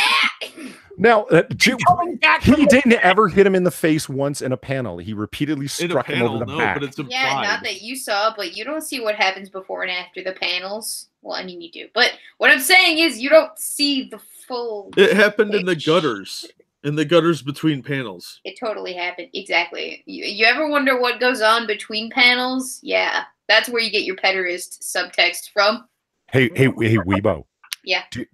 Do you know what happens to Dick Grayson at the end of The Dark Knight Strikes Again? Shut your whole mouth. Batman cuts his head off and throws his body into a lava pit. Spoiler alert. I'm sure there's people in the audience that haven't read it, now don't want to. Well, Hashtag, yes, that was me. Did you actually just spoil it for me? because you were getting ready to go read that Frank Miller classic. No, you weren't. No, you weren't. She Maybe I doesn't want to was. now. You don't fucking know.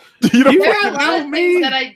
Hang on. There are a lot of things that people have sent me articles to. They're like, Weebo, what's your opinion on this? And then I get it, and I'm like, oh shit, I wish I hadn't clicked this because now I don't want to read it anymore. For instance. Well, okay. I Rick. actually, like, all jokes aside, I do get Jack's argument for, like, he's bringing them in and he's acting as a father figure. Like, that's how you explain, because it's also not just Tim Drake, Todd, and Grayson that are Robin. It's also Batgirl is a Robin for a short while. Who's the first female Robin before Carrie Kelly, or the second female Robin? I think the first female Robin was Carrie Kelly, at least Yeah, chronologically. she was, I think, chronologically the first one, and then the spoiler. What was her name? Spoiler. Oh wait, Brown, something Brown. Yeah, like somebody for a Stephanie short Brown. time, Stephanie Brown. Yes. was for a very short, and she had a very short run as Robin. Until she went on to a different identity. So it's just like there's been more than male Robins. Yeah. So it's obviously like it's not just getting young males, it's getting young people in general. So it's like he's serving as a father figure in that idea. Now, you disagreed with my interpretation of what's going on with Batman's thing, because I like Frank Miller's version of it. It's a psychosis on his part, on Batman's part. He has deep-seated psychological issues after witnessing his parents killed in Crime Alley. He was young and powerless at the time, and then conducts as an adult a one-man war on crime because of that injustice done to him. So he inducts children into his one-man war on crime to live out that, not a revenge fantasy, but he will empower them so they will never be unempowered like he was. Yeah, Okay. I think the major crux of at least Dick Grayson's motivation, his motivation for getting Dick Grayson involved in being Robin, wasn't necessarily that he wanted him to be Robin, but he saw a mirror of what happened to Dick Grayson's parents into what happened to his. You know, the Flying Graysons all fell to their deaths. He was the only survivor of this large clan of, circus acrobats. So he took him in, seeing a kind of different perspective. He wanted Dick Grayson to grow up in the way that he never could. He didn't want him to be Robin, but then, it didn't want him to get in. Hang on. Didn't Robin for a time, and it's been a while since I read the shit, but the original Robin, Dick Grayson, immediately after his parents were killed, didn't he want to go down that path of what the fuck happened, maybe get revenge on some people because my parents dead? And then Bruce is like, no, we need to curb that urge to kill and, do shit. Yeah, it's been interpreted. They've done it different ways over the years. And one of them was he went out to where they had Two-Face behind the death of the Flying Graysons. And Dick was going out to kill Two-Face. Okay, yeah, that's what I'm thinking of. And it's been changed several times over the years. So it kind of varies. But that is one of them. And Batman said, hey, let me train you, and we don't kill people. Yeah, let's not go down this dark and gloomy path, and let me just make sure you are A-OK. The idea of being a father figure to people, now what I think is the central problem with your interpretation of things, and I don't think it's wrong, I just think that it fails in the face of Miller's presentation. In what way? Not wrong. It just fails. Okay. Well, okay. No, in what way? No, I'm teasing. You're into psych, Weebo. You should be all over my interpretation of this thing. Yeah, no, I want to hear it. Okay. Go nuts. Because he's trying to be a father figure, but you can be a father figure to an adult, like to somebody that's 20 if you're like in your early 30s, especially if you've got a fuck of a lot more experience. Why is he forever recruiting people that are in their early to mid-teens? Because they're easier to grow. No, because Polly, I'll be your daddy figure. Well, no, I'm older than you. That's not even possible. No, it's totally possible. You just said they can be older. Now, what does a parent figure do, though? He teaches you how to survive life and channel your aggression and other masculine traits in a more healthy way. So instead of letting these kids go off on a murderous path, he's bringing them in and giving them training and a definition of what it means to be a hero. Well, I would accept that. When it comes, what about Carrie Kelly? That's like asking why the fuck Merlin decided to be a father figure to King Arthur. Like, well, when it comes because to he wanted to get in his pants. when it comes Obviously. to the Totally. like revenge aspect, the only character that applies to is Dick Grayson. Tim Drake didn't have anyone to get revenge against. No, and the Robin character also reins Batman in a little bit and keeps him from going too far over the edge, because now he has somebody that he needs to look out for. It gives him a sense of purpose as well. That's why I like Jason Todd, because Jason Todd was the exact opposite. Batman had to rein him in. Yeah, and same with Damian Wayne. He's giving them direction, but with like Tim Drake discovered the identity. He insisted on becoming Robin, and he even helped rein Batman in a little bit. Yeah, he did.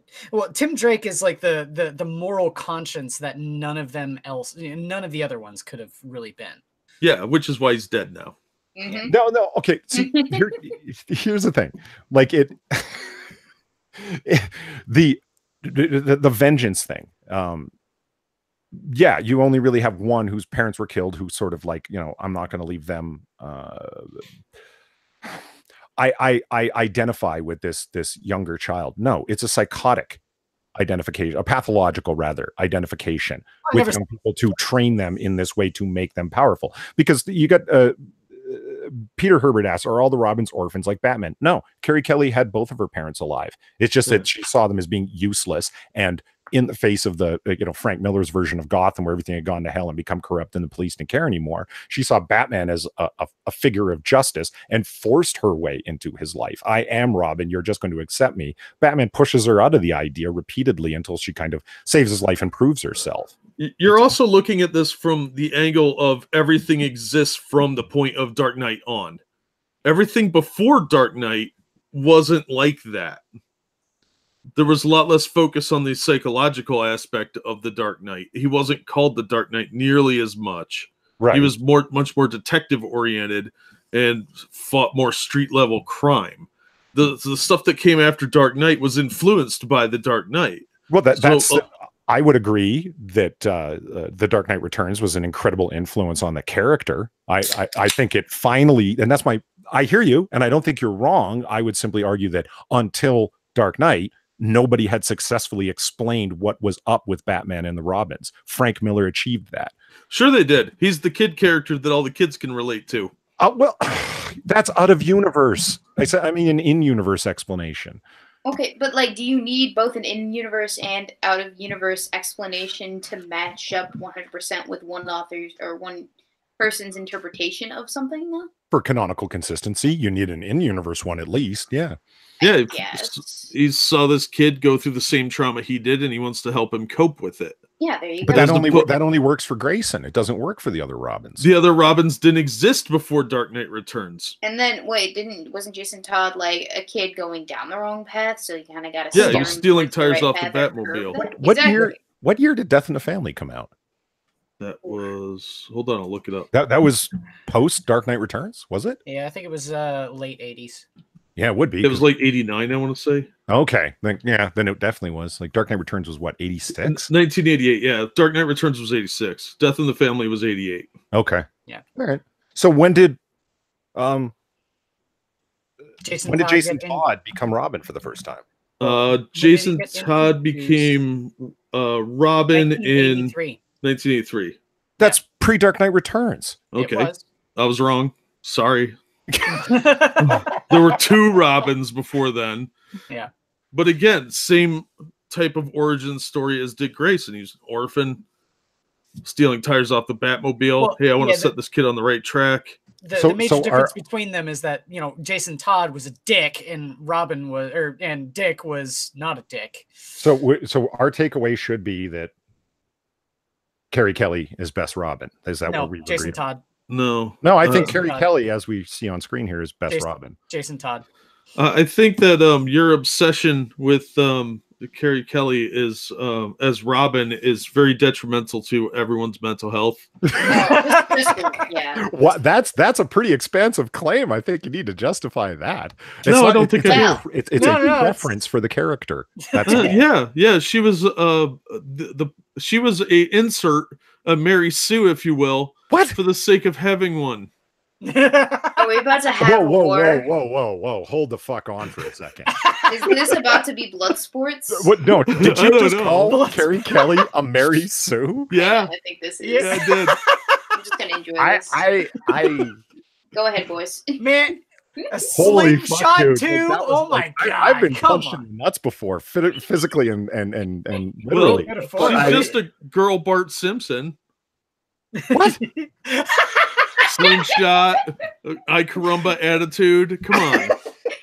I carumba head. You're out of your fucking mind. The Never- Simpsons hadn't even come out at that My point. favorite, I my don't favorite thing, care. my favorite thing about all of this is that I'm not the one saying it. It's like there's a Carrie big Kelly red candy like Carrie Kelly is precocious and brave Ooh, some and big is willing word to buck the trends. And unlike every other Buck the Robin- trends. That's what they said about Riri Williams. Citation. No, sir. but hey, man, Riri Williams. What are you talking about? She had I this- don't know. I've been doing this just to press your buttons the whole Yeah, time. that's Keep working, doing it. I'm motherfucker. having fun. Son of a bitch. It's like there's a big red candy like button on your forehead, and I'm just tapping away at it. Keep doing it. I will just offer again that all the other Robins had to be talked into it and trained into it. Carrie Kelly is the one who decided on her own, I am going to be Robin. She's Yeah, got a except for personal Tim Drake. agency. Except She's if not we a- totally a ignore Tim pawn. No, Drake. obviously she doesn't have personal agency because there are writers who write her character arc. Stop getting out of universe. What is it with you guys? This is- And let's ignore Tim Drake's origin where he broke into the Batcave, stole the Robin uniform, and put it on and went out to help Batman because Batman was close to killing people. Oh, that's What- definitely mostly agency. Weren't you the one who just argued that everything that came after Dark Knight was simply influenced by it? So Yeah. ergo, Tim Drake's behavior is probably just a rip-off Canonically- of Carrie Kelly's? Canonically, Tim Drake takes place before Carrie Kelly, doesn't he? Aha! Yes, for Oh, the look canon. at that. Oh, let's look at in universe, shall we? Okay, you know what? We have another fan of another Robin here and is a guest, and we've been kind of talking over. So Weebs, by all means, explain to us, pitch to us why Dick is best Robin. Well, have you seen Deadass, sirs? Have I what? Have you seen Deadass? What- You what- mean what- dad ass? Hang on. That ass. So here on screen now is the character that No. He needs to be flipped the other way so I can see that ass. this excessively homosexual man. Why have you is, done this? Well, I didn't do This is this. the original Robin. But this is Dick Show me Grayson. the No, eight. this is Dick Grayson as Nightwing. This is the badass. No. I need to see reasons the to think that original this- costume in its full glory. Otherwise, it doesn't count. This blue-eyed weirdo climbing into the pink room. That's This not is- real. Look, No, these it's real. burglar. So Fake news. I've got to present one very important thing. You said you like Robin because of his ass, right? You like Grayson because of his ass. Where are you going with this? Well, Scared. apparently so does Bruce. Jesus Your Christ. nifty hypnose tech trick may make it so I can't see spiral agents' faces, but I know that ass anywhere. So wait a minute. I think he was talking about the chick. I know. Well, no, he was talking about Grayson, and So yeah, you Quiz and you Weebs both agree with Jack's assertion that Batman's a pederast because he's after Dick's ass. I never said that. I never at said that that point either, in and time- I knew that would be giving you ammunition there, Polly. Someday we're going I refuse to be pinned down to any assertion except for I appreciate that ass, and if that makes me a pederast. I am. No, I don't like where this is going. How old is Nightwing supposed to be? He's like older than me, I think. In his 20s, yeah. He's like mid-20s. Yeah, so he's older than me. And maybe mid to late 20s actually, because he's part of the Bloodhaven Police Department too. Yeah, yes, that's right. Okay, so Weebs, you've still Yes. failed to explain to us, other than dad ass, why Nightwing is it like why is he best Robin? Why is he a great character? Come on, Okay. you Okay, love okay, this guy. Okay. The guy on Right. screen right now, chat. This guy. Not that one. No, give me a different image, please, and thank you. No, this is the quintessential Dick Grayson. right No, here. it's What do you mean? not. For those of you who don't know, I don't even think that Dick Grayson is best Robin, but that is definitely not the quintessential Robin. this is from This is Batgirl. not best Robin.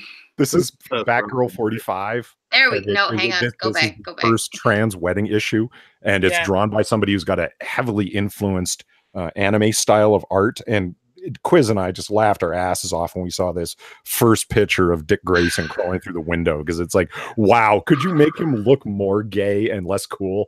Yeah. And that was with the whole Secret Agent Grayson bit too. And for those not in the know, we've referenced it before in earlier comic book curations.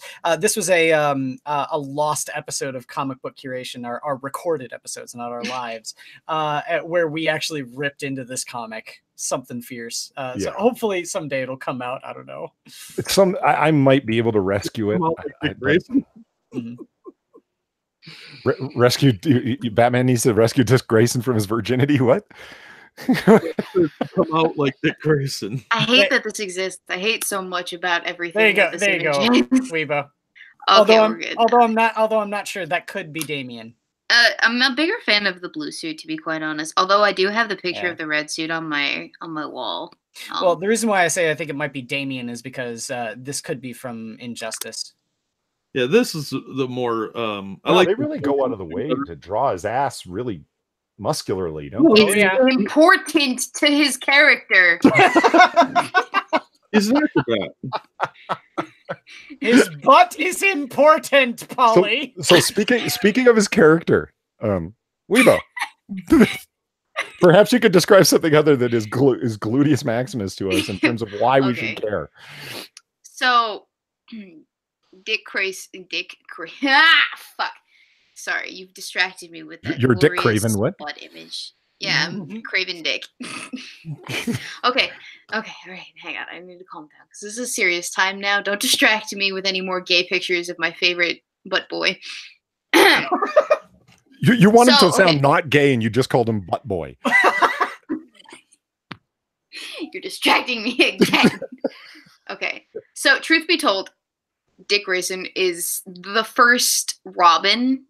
He was the first Robin that I was ever exposed to. Not only that, but the Teen Titans TV show was the first iteration of comics, aside from Justice League, that I was ever exposed to. But because it was the younger version of Heroes, I was a bit more attached to that, and I was hooked immediately onto Robin as a young child, and this was very many years ago, so it made quite an impression on me.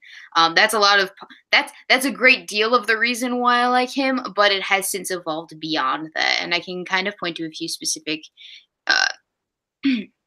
traits. There's the leadership aspect, which I relate to immensely with regards to Dick. There's the constantly going through different character arc evolutions, I guess you could call it, because first he goes through the Robin thing, then he tries to make it on his own type thing, then he's part of a team element thing, then he's a spy. So he goes through different changes and he adjusts.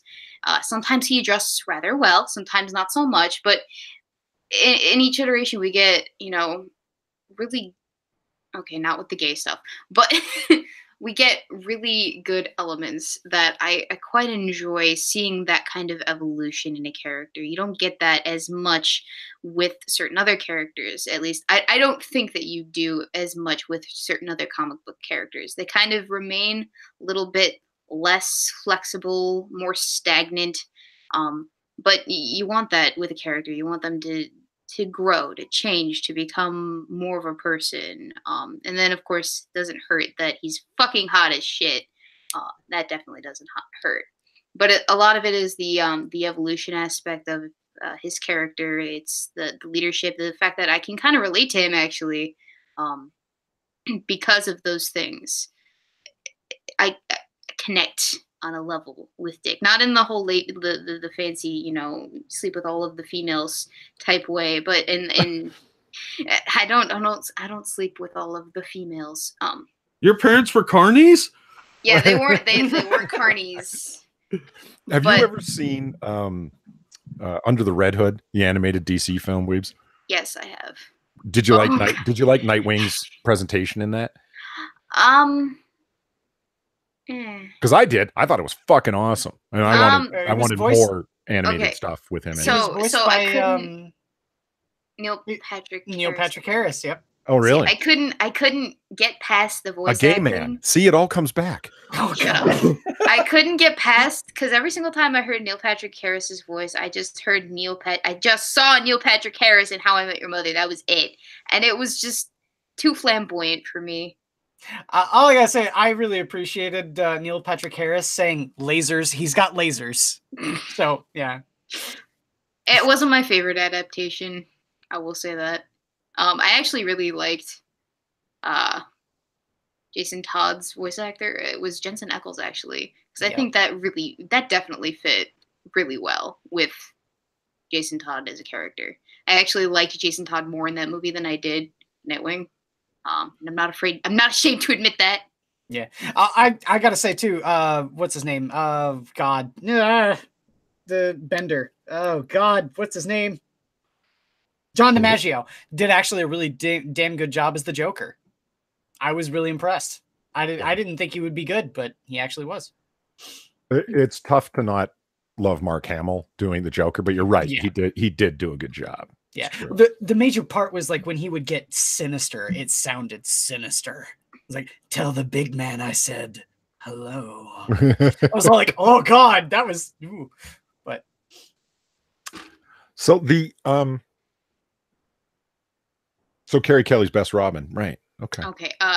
No, hard pass. Because now, why is Jack? We haven't heard you. Who do you think is best Robin? Overall, I thought Tim Drake was the best Robin. But see, we all four have different characters. Then. Yeah, I think that Dick Grayson's a very close second because he did evolve so much as a character from sidekick to his own hero status. And he didn't have to get beaten to death by a crowbar to do it. He wasn't so hated that the fans literally voted to kill him. You're all hating on Jason Todd here, but he came back as the Red Hood, and I really like the Red Hood. It's so dumb they brought him back. It was such a pivotal moment for Bruce Wayne as a character that one of his proteges dies. That it really set up a lot of things that came along afterward, like the new Robin, Tim Drake, and all the problems that he had in between, and how brutal he was getting with Criminal Element. It really set him up for some really good stories, and it got rid of that annoying little car thief that nobody really liked and was just kind of there for the sake of having a Robin. He was a placeholder to something better. I don't know. I think he actually was a fairly interesting and dynamic character. He could have been, but I don't think they had a good creative team working on it, or they had too many constraints. And I gotta say, I really dug when he got rebirthed, man. I really like Red Hood. I like the anti-hero Batman. It can be good, but I still don't like the character. I thought Tim Drake was a significantly more fleshed out character, more well thought out, and he was a smarter character. So, I don't know. Dick Grayson's the original. You really can't go wrong with the original because he really was the one that spent the most time with Batman in canon. So, yeah. If I had to pick, I'd pick one of those two. Carrie Kelly, well, she wasn't really around long enough for us to really gauge the character as a fleshed out character. At least, if you just read the Dark Knight series, but I mean, maybe they'll do other ones later, but I don't think we really have enough to say that this was the quintessential Robin. Oh, just like you couldn't say Stephanie Brown was the greatest Robin. Well, one is shorter than the other, and if you... Height has nothing to do with it. We got Weebo on here. What are you doing? What? Right. Okay. Back to Gay Grayson. Yes. Okay. Oh, God. Hate you. So what are I hate that you made me see that with my own two eyes. So what are your thoughts on what has recently happened to Nightwing in comicdom? Okay, for those of you who don't haven't- know, he's been shot in the head. He's got traumatic shot in brain the head. injury. Now he goes by, what is it, Rich now? Is it Rick? Rich? It's Rich? Rick. Rick. Okay. Yeah. Hate it. No, or as anybody that really got shot in the head would say, Rick!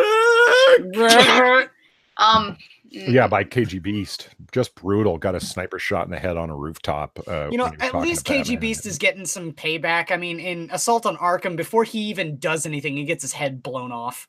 I will say this: the only good thing that comes with Dick getting himself shot in the fucking head is no more Babs in Dick, or well, hopefully. Why do you hate Barbara Gordon so much? Okay. So Ginger, I want to hear it. It's one thing that she and the Joker have in common. where's your Ginger solidarity now? low key though, she is the imposter. In the sense that my OTP has always been and always will be. And for those of you who don't know, OTP is one true pairing. It's fanfiction terminology. So there's that Tumblr fanfiction-y type Stop terminology. shipping people. Fuck off! My one true pairing has always been and will continue to be forever and always Starfire and Dick Grayson. And Babs it gets in the fucking way of that. And so thus I hate her with a burning passion out of principle. And yep. I think that she deserves that wheelchair. I hope they're very happy together. Wow. Oh my god. That may have been a bit harsh even for us, Weebo. Yeah, that wasn't spicy. That was a double barrel habanero. Oh my god. I hope that she and that wheelchair are very happy together for the rest of her days. Because the problem is dramatically she's less not attractive anymore. now that she's like paralyzed. Shut up! Don't remind me of that. She's not anymore. Well, actually, I think Peter might have been able to come up with a unifying opinion that we could all share. This is pretty good. He said, I don't know who the best Robin is, but I think Damian Wayne is the worst Robin. Yes. Hell yes. Can agree. Yeah. I'm Peter. I'm a found little bit consensus. disappointed that Deathstroke didn't kill him. No, I've got it. Jason Todd beats him to death with a crowbar. Yes! Let's bring this arc full circle, people. Yeah. You fucking replaced me and didn't kill the Joker? Oh, your son's going to die, bitch. Oh, not only that is that like it's got like this double edge to it because it's actual like it's Bruce's actual progeny. I will reverse orphan you this time. Well, what's sad is they didn't work in the original story where she had a kid because that's not canon anymore. Where from Son of the Demon, What are you talking where he about? actually has Everything's canon. Everything's happened already. Thus, everything is canon. Well, they've changed it to where he's just like a grown in a jar kind of thing, as opposed to like Bruce and Talia got the squeaky on. Doing the devil's tango. Yeah, now it's just like a DNA fusion thing. Oh man, don't say the devil's tango because that means that Raish is probably watching him. It's Hide the zucchini. The beast with two backs. Shoving loaves. Riding the baloney pony. Oh my god. Yeah, we've demonetized. I think we've exhausted this issue when we hit this point. And coming up on the 106-minute point of the stream, I think carousel. You started this with your weird Carrie Kelly fascination. Unlike you and Riley Dennis, I don't think preferences are problematic. I merely have a preference for the character. Wait. I never thought I'd be able to put Jack in the same category as Riley Dennis. That was weird. Where did they get the sperm from then, if not the devil's tango? Well, he's Bruce Wayne. They probably got it out of his trash because where do you throw your used condoms? Well, no, because like sperm doesn't survive for that long out of. No, but you can extract a lot of DNA out of it. That's true. It's the best okay. source for DNA material. So what? It's not fingernails? Oh, I've been collecting this shit for years for nothing. Yeah, I just scatter random ones around crime scenes when I'm coating the floor with mayo to trick the luminol. That works. Wait, mayo tricks luminol? Yeah, because it shows up just like blood does. Shit, I didn't know that. No, I do. Yeah. Because it's an organic material from the eggs. You know. Yeah. Miracle Whip to the rescue for criminals. Sorry to help. Wow. If anything will get us demonetized, it was probably what you and I just said right there. Like, that's, pretty you want to sure know how to make a pipe bomb, kids? Oh, there you go. Freedom of speech. We are going to move on to our comic book pitches now. Oh, are we? We're actually doing stuff. Yes, we have a structure to this show. I know. Except you fucked it up. Yeah. But our structure really only comes into play in the last couple of minutes of the show, though. no, fine. Quiz. It's always structured. It's just Weebo in this one episode that made it chaotic. Oh, yeah, pass the blame. Got it. Yeah. Excuse me. How'd that bus feel, Weebo? Excuse me. Who told me 10 p.m. Eastern Standard Time and then gave me the link at 10 o'clock exactly, and then didn't start the stream until like 10:41? It wasn't me. What do you think? It was your presence. Like it was every show starts on time except for this one. We're always organized except for this one. And that's my fault. How exactly? I can't believe you're actually believing me too. No, hang on. When you try and throw Weebo under the bus, she just calls that walking. So it's not even possible. No. I will personally get behind the wheel of that bus and back it the fuck up in your direction. So it is time for our comic book pitches. And Weebs is new to this, so we're letting her have a semi-pass. But still, she's pitching something great. But I usually volunteer someone for this job. I think I'm going to, because we're going to break loose, I'm going to volunteer myself to go first. What? No, actually, I'm not, because I don't have my comic pulled up. Jack, do you have yours pulled up? You can yeah, I'm always ready. It's like I show up on time. Hang on. Jesus. Shit, man, the train couldn't have come then a while ago. It would have been funnier to say thrown under the train. All right, I'm pitching Midnight Mystery from Alterna. Oh, nice. I've read this. Yeah, did you like it? I did. Sorry, wait a minute. Too. You're supposed to be pitching it to me. I just totally spoiled it. Go ahead. Convince me of this comic book I haven't read. It's a crime noir with a supernatural element to it. This guy his name is Zeke. He gets hired to find the heir to a TV host empire sort of thing, his monies. And he was like one of those schlock, like Elvira. So he has to find the guy's kid, and there's a lot more going on than we think. But I kind of like the art style. It's not normally my style of art because it's kind of that blocky style, and I don't generally like it, but it really worked for this book. It looks very Bruce Timm. Yeah, it does. Yeah, I think so. The Hitman the Animated Series look. Mm-hmm. So I thought it was a lot of fun. There's no real time frame listed for when it actually takes place, but I think it's kind of like the 40s, early 50s. Okay. So I thought it was a lot of fun though, and for $1.50, you're not risking. Well, okay, so I mean, you didn't need to convince me to buy it, but that would have been convincing enough because I love noir stuff and I love detective fiction. And I picked that because, like, dude, it was $1.50, and that's why, like, the cover, the fact it's noir, and the fact it was $1.50, I was like, hell yeah, like, you know what I mean? Like, that's giving away a comic book in today's prices. Or you could buy a Marvel comic book for $4 or $5. It'll be on glossy paper and it'll suck, and you'll get a heavy dose of social justice. So I'm good. You're good? Okay. Yeah, I'm good. Yeah, Alterna comics me are on all absolutely worth looking into. Alterna's awesome. Have you guys ever had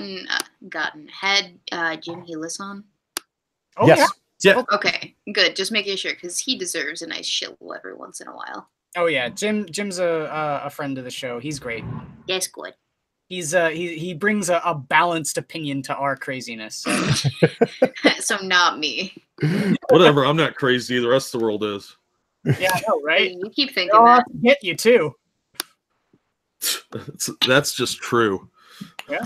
All right, Quiz, you're up next, buddy. What do you got for us? So this next one may be pandering, not too sure, but just a little.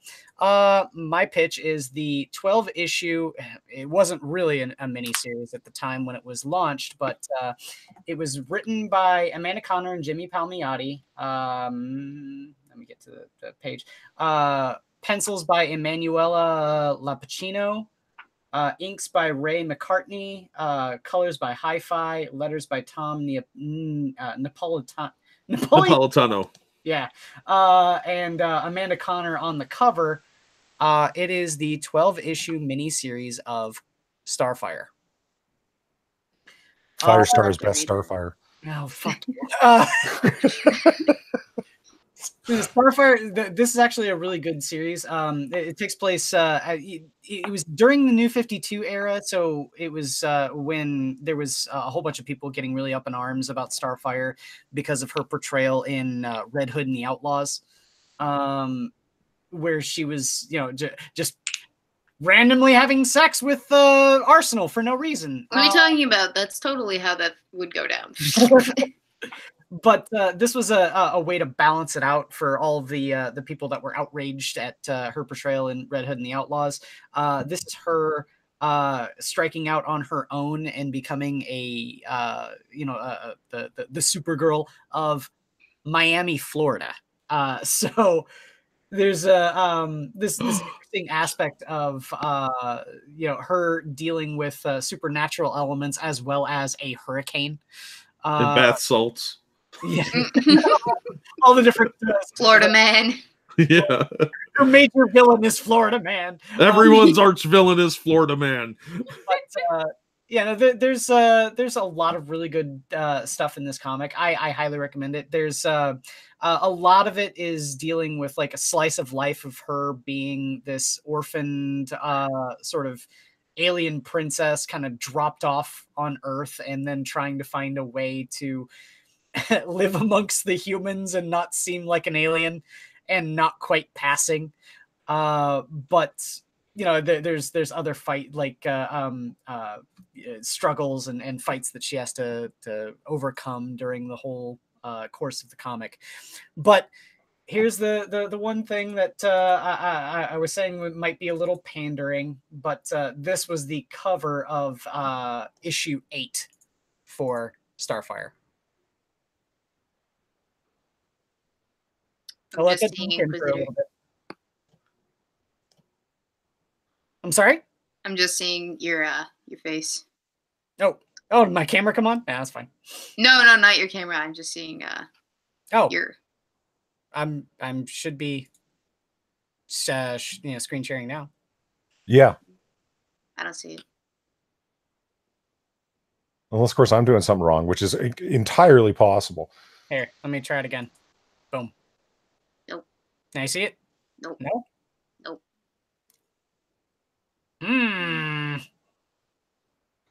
Let me see. Live. Is it showing up on the YouTubes? I don't know. I'll have to look myself. No, I'm seeing it. So there's something wrong with Weeb. Shocker. Hang on. I can reload the page. Hang on. I'll be back. Okay. So why is that pandering? As if what was said before wasn't enough. I'm still not seeing it. Hang on. You said it's on the actual stream, right? Yes. Oh boy. You're gonna make me go all the way over there, aren't you? Yeah. Did you want the link? Oh. Yeah. No, I got it. I got it. We gooch. I might have to turn off the microphone for a little bit. Where's my lotion? Oh, that was on. It's like because Starfire turns you on that much? That's weird. Sure. This isn't like anything relevant to me. That's why I said it might be a little pandering. But I like Starfire. You pandered a fuck ton. I like Starfire by herself. The fact that she was with Grayson was just but I appreciate this pandering. Have you not read that series? No, I haven't. Actually, someone tried to send it to me. And for some reason it wouldn't download right. So I have to find a different way to do it. I can send it to you on your Discord. I have it on CBRs and floppies and trade paperback. So. Oh, thank you so much. We should do that. Yeah. I appreciate you. Yep, not a problem. Let me know. All right. Let me just do quiz there. All right. My pitch for tonight is going to be hard to do in terms of like talking about it without doing spoilers, which, that's always a challenge. And as Jack can attest to, I get really close to doing spoilers all the time. Uh-oh. Is he roboting for you too? Yeah. Yeah. Oh, no. So now it's the Weebo show. Bitches. No, I'm just kidding. This is. Let me do my little song and dance. Wee-doo-doo-doo-doo-doo-doo. Weedle, weedle, weedle, weedle, weedle, weedle, weedle, weedle. Weedle. Weedle, weedle. I have nothing to say. Polly, we can't hear you. Yeah, I know. So, gents, come here often? Every now and then. Yeah? I spend most of my time down at the park trying That's to pick fair. up Asians. Oh, boy. Well, Is it because they're small and they look like little boys? No, it's because they're small and they're cute and they sing me J-pop and K-pop songs. Well, that'll do it. You freaking weeb. I'm not a weeb. I was talking about watching anime before this. Yeah, we were talking about that. And then I think, yeah, we got fucking called on it. Yeah, I don't like anime, but I like Asian girls. I'm a fetishist, thank you. Okay. Well, at least you can admit it. Oh, yeah, I have no problem with it. That's fair. So, Polly, are you going to join us anytime soon? Do you think he knows? I don't know. Probably wondering why we can't hear him or why we're not reacting. You're just not interested. We've all fallen asleep. He has microphone problems a lot, so. Press F to pay respects. Yep, do that. He also has been having internet trouble lately, too. Mine's been acting up a lot, too, because I have to drop my bandwidth all the way down or it starts freezing up sometimes. Well, the YouTube stream for me is completely frozen up right now. Oh, shit.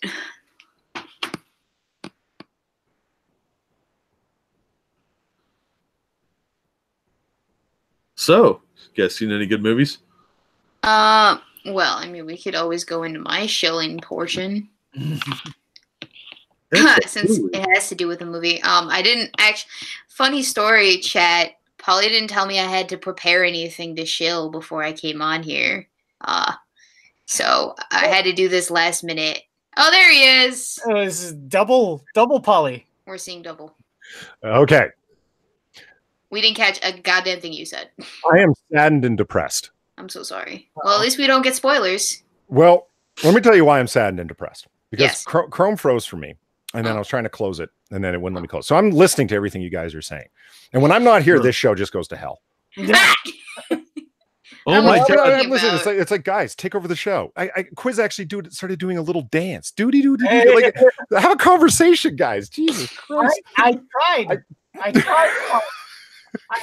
Okay, Polly has returned, and because think about that, I am the one running this show. You're Well, the it is sad your scribe. channel. What a sad statement of quality it is for comic book curation that I'm the one who's actually in charge.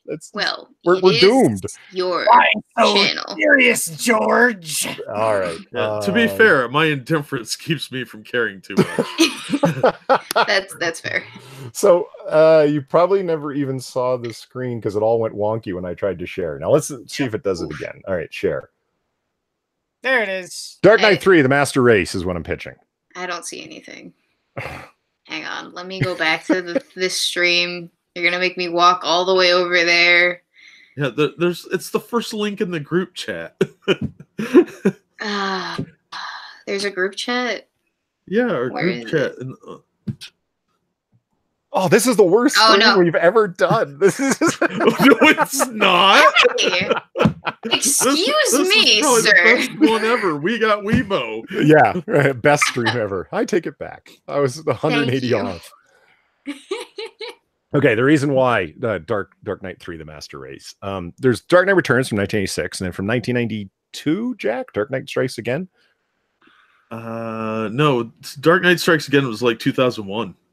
Jesus Christ, was it really? Yeah, because issue 2 came out around the same time as 9/11. And it's got that scene with Batman flying the Batmobile into a building, and they were all worried about that. You don't remember? Really? Okay. Wow. I'm pretty sure that's accurate. What? I'll Someone look it up. flying a big piece of machinery into a building? That can't be problematic. Yeah, I know, right?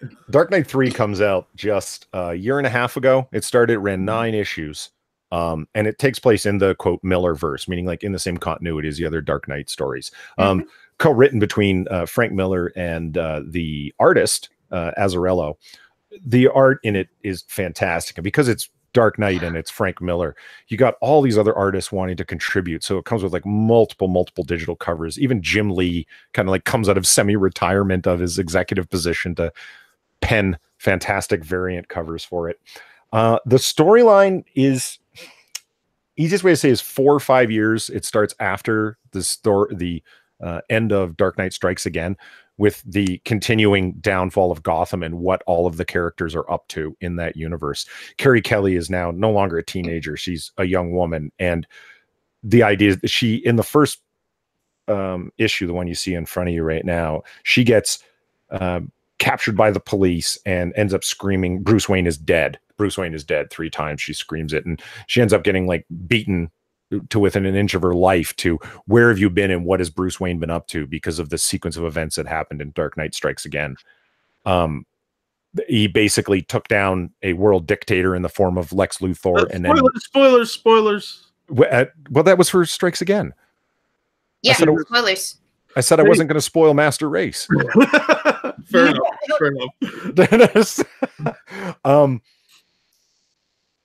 I guess that is the big mystery. What happened to Bruce Wayne?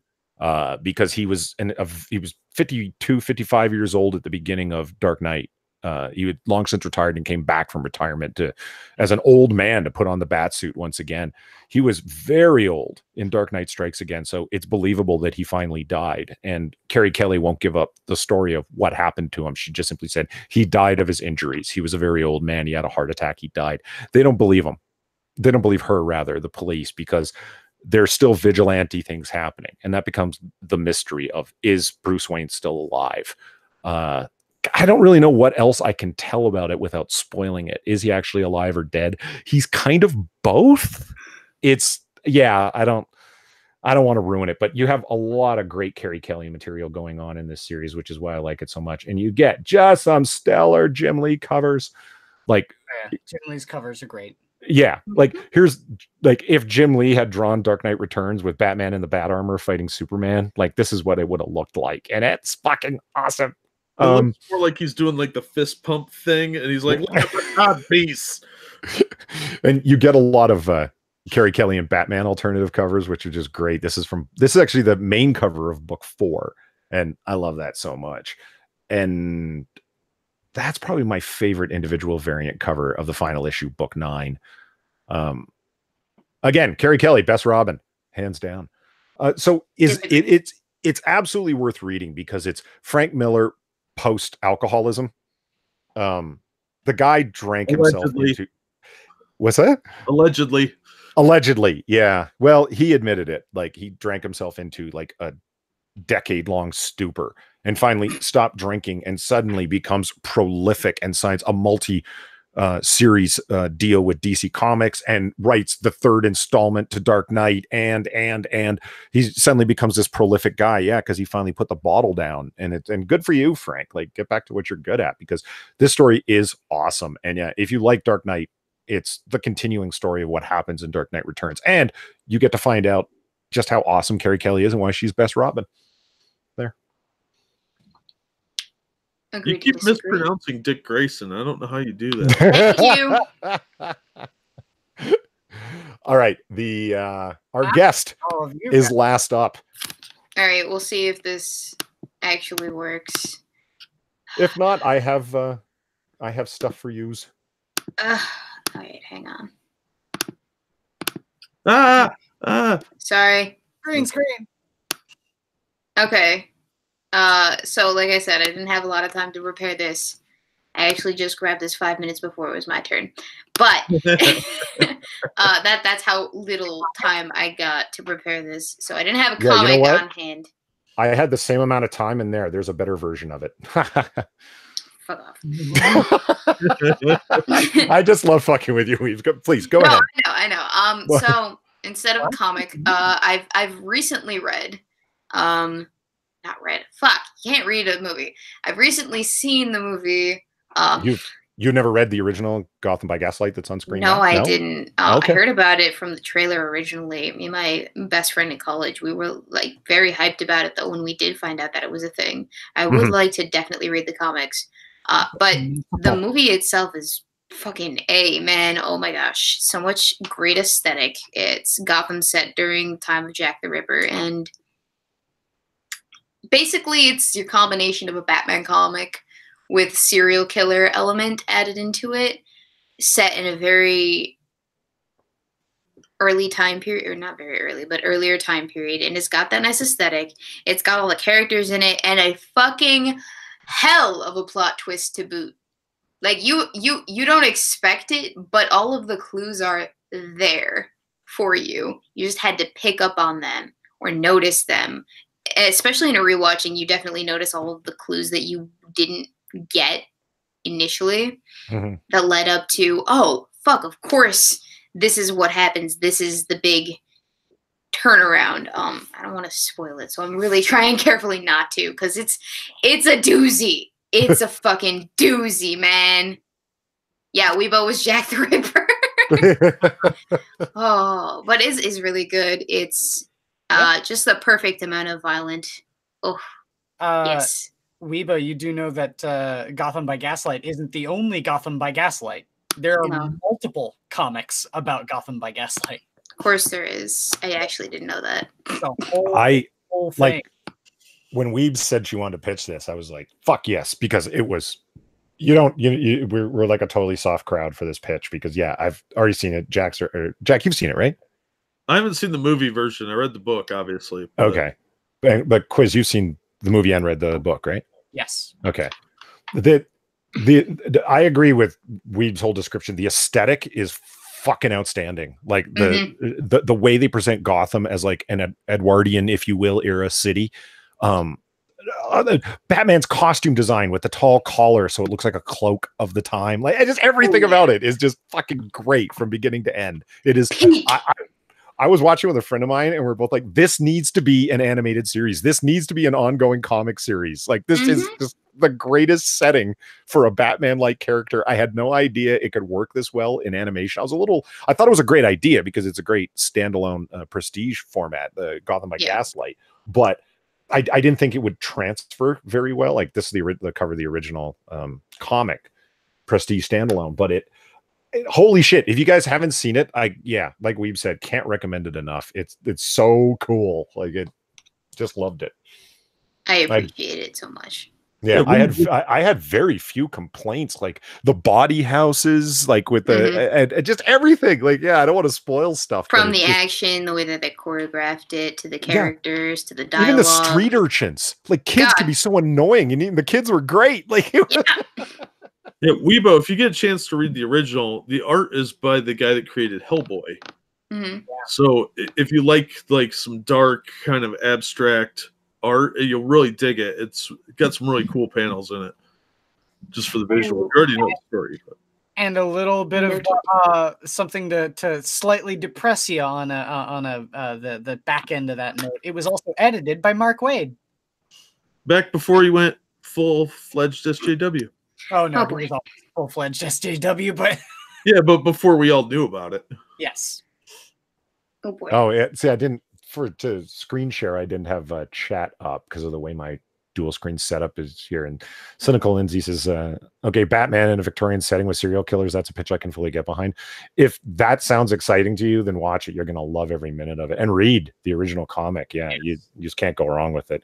It needs to be an ongoing animated series. Like, if you're going to do Batman Beyond, I sense like success. You guys have gold on your hands with the character design and the way that it looks and everything. It's, don't look to the future, look to the past.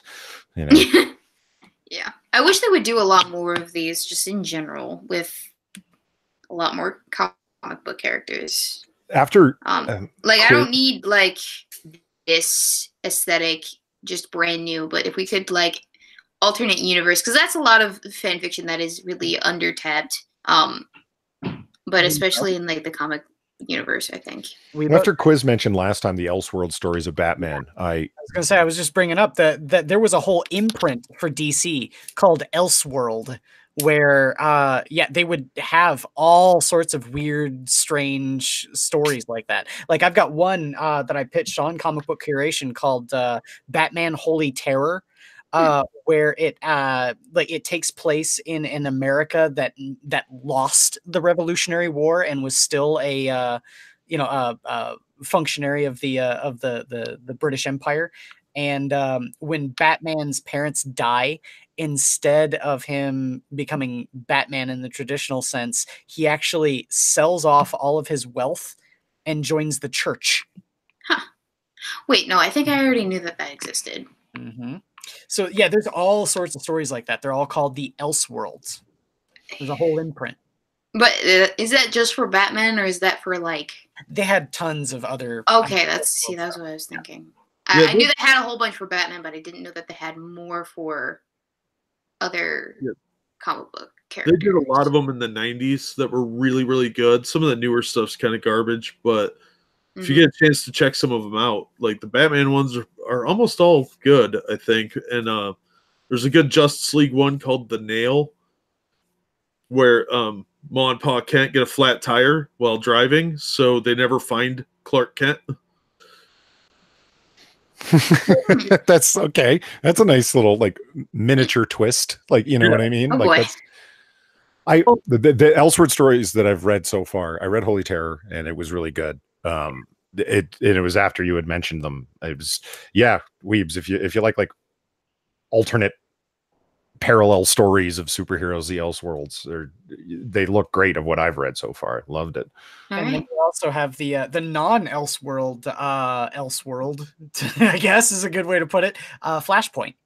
Oh yeah.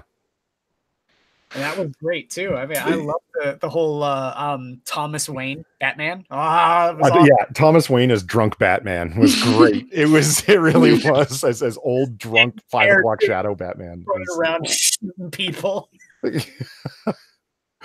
All right, and that well, look, we're right at the 2-hour mark. Fucking perfect. Good. I didn't want to be here anymore. Well, that's what all our guests say. Wow.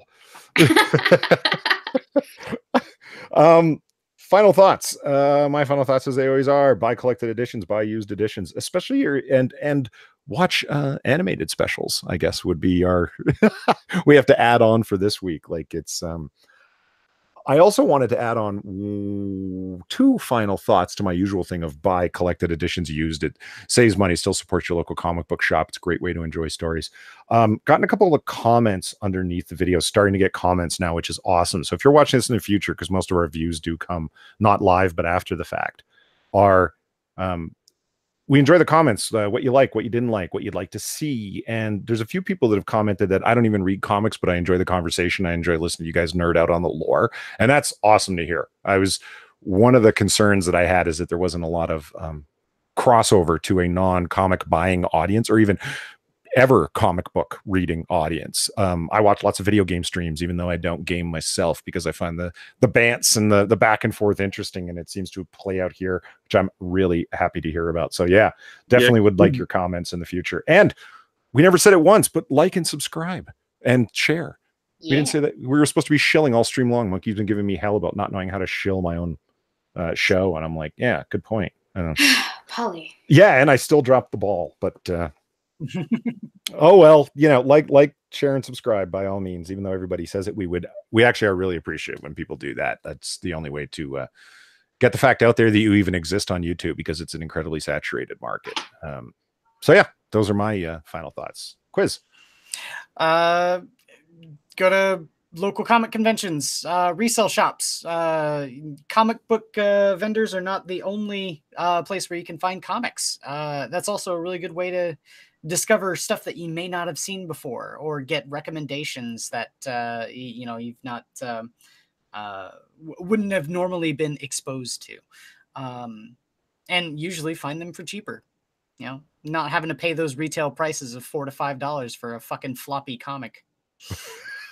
Everybody's really bitter, and I think totally justifiably, about like $4 was expensive. Now some of them are at like $5 and more, and up at like $7 and $8 when they're first number ones in a series, which they're always starting. Like, man, people are justifiably bitter about what they're asking for a fucking floppy now, man.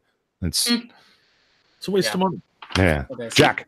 Yeah, another reason to buy Alterna, right? $1.50, man. Shit, Jack. Yeah, buy Alterna comics and come subscribe to my channel and watch all my videos so I can join the people that get monetization. Yeah, you're not missing much. It'd be more than I'm making now. Yeah, 2 cents. Yeah. For 3 hours of video editing. I don't spend anywhere near that much time. Jeez, speaking of being bitter, holy fuck. No, I kid. I get a little bit more than that. At least $2. On that, well, okay. And Weeb's final thoughts. Dick Grayson is best Robin. Full stop. Mic drop. We're out. On that note, I want to thank the gentlemen, Jack and Quiz, for being here as always, despite my very unprofessional and lackluster history of running this stream properly. No, quit apologizing. We like it the way it is. It's great. What are you talking about? Everyone loves me. I definitely want to thank. Modest too. I'm trying to wrap up here, people. I also want to thank our special guest. Special in the way that we all know we mean it, right? Yeah. Our special guest, Weebo Jones. So thank you for being here, Weebs. Honestly, we had a great time. It was a great conversation. And of course, chat, thank you for being here. And thank you for watching. Couldn't do it without you guys. Have a good night, everyone. Night. Bye. Take care.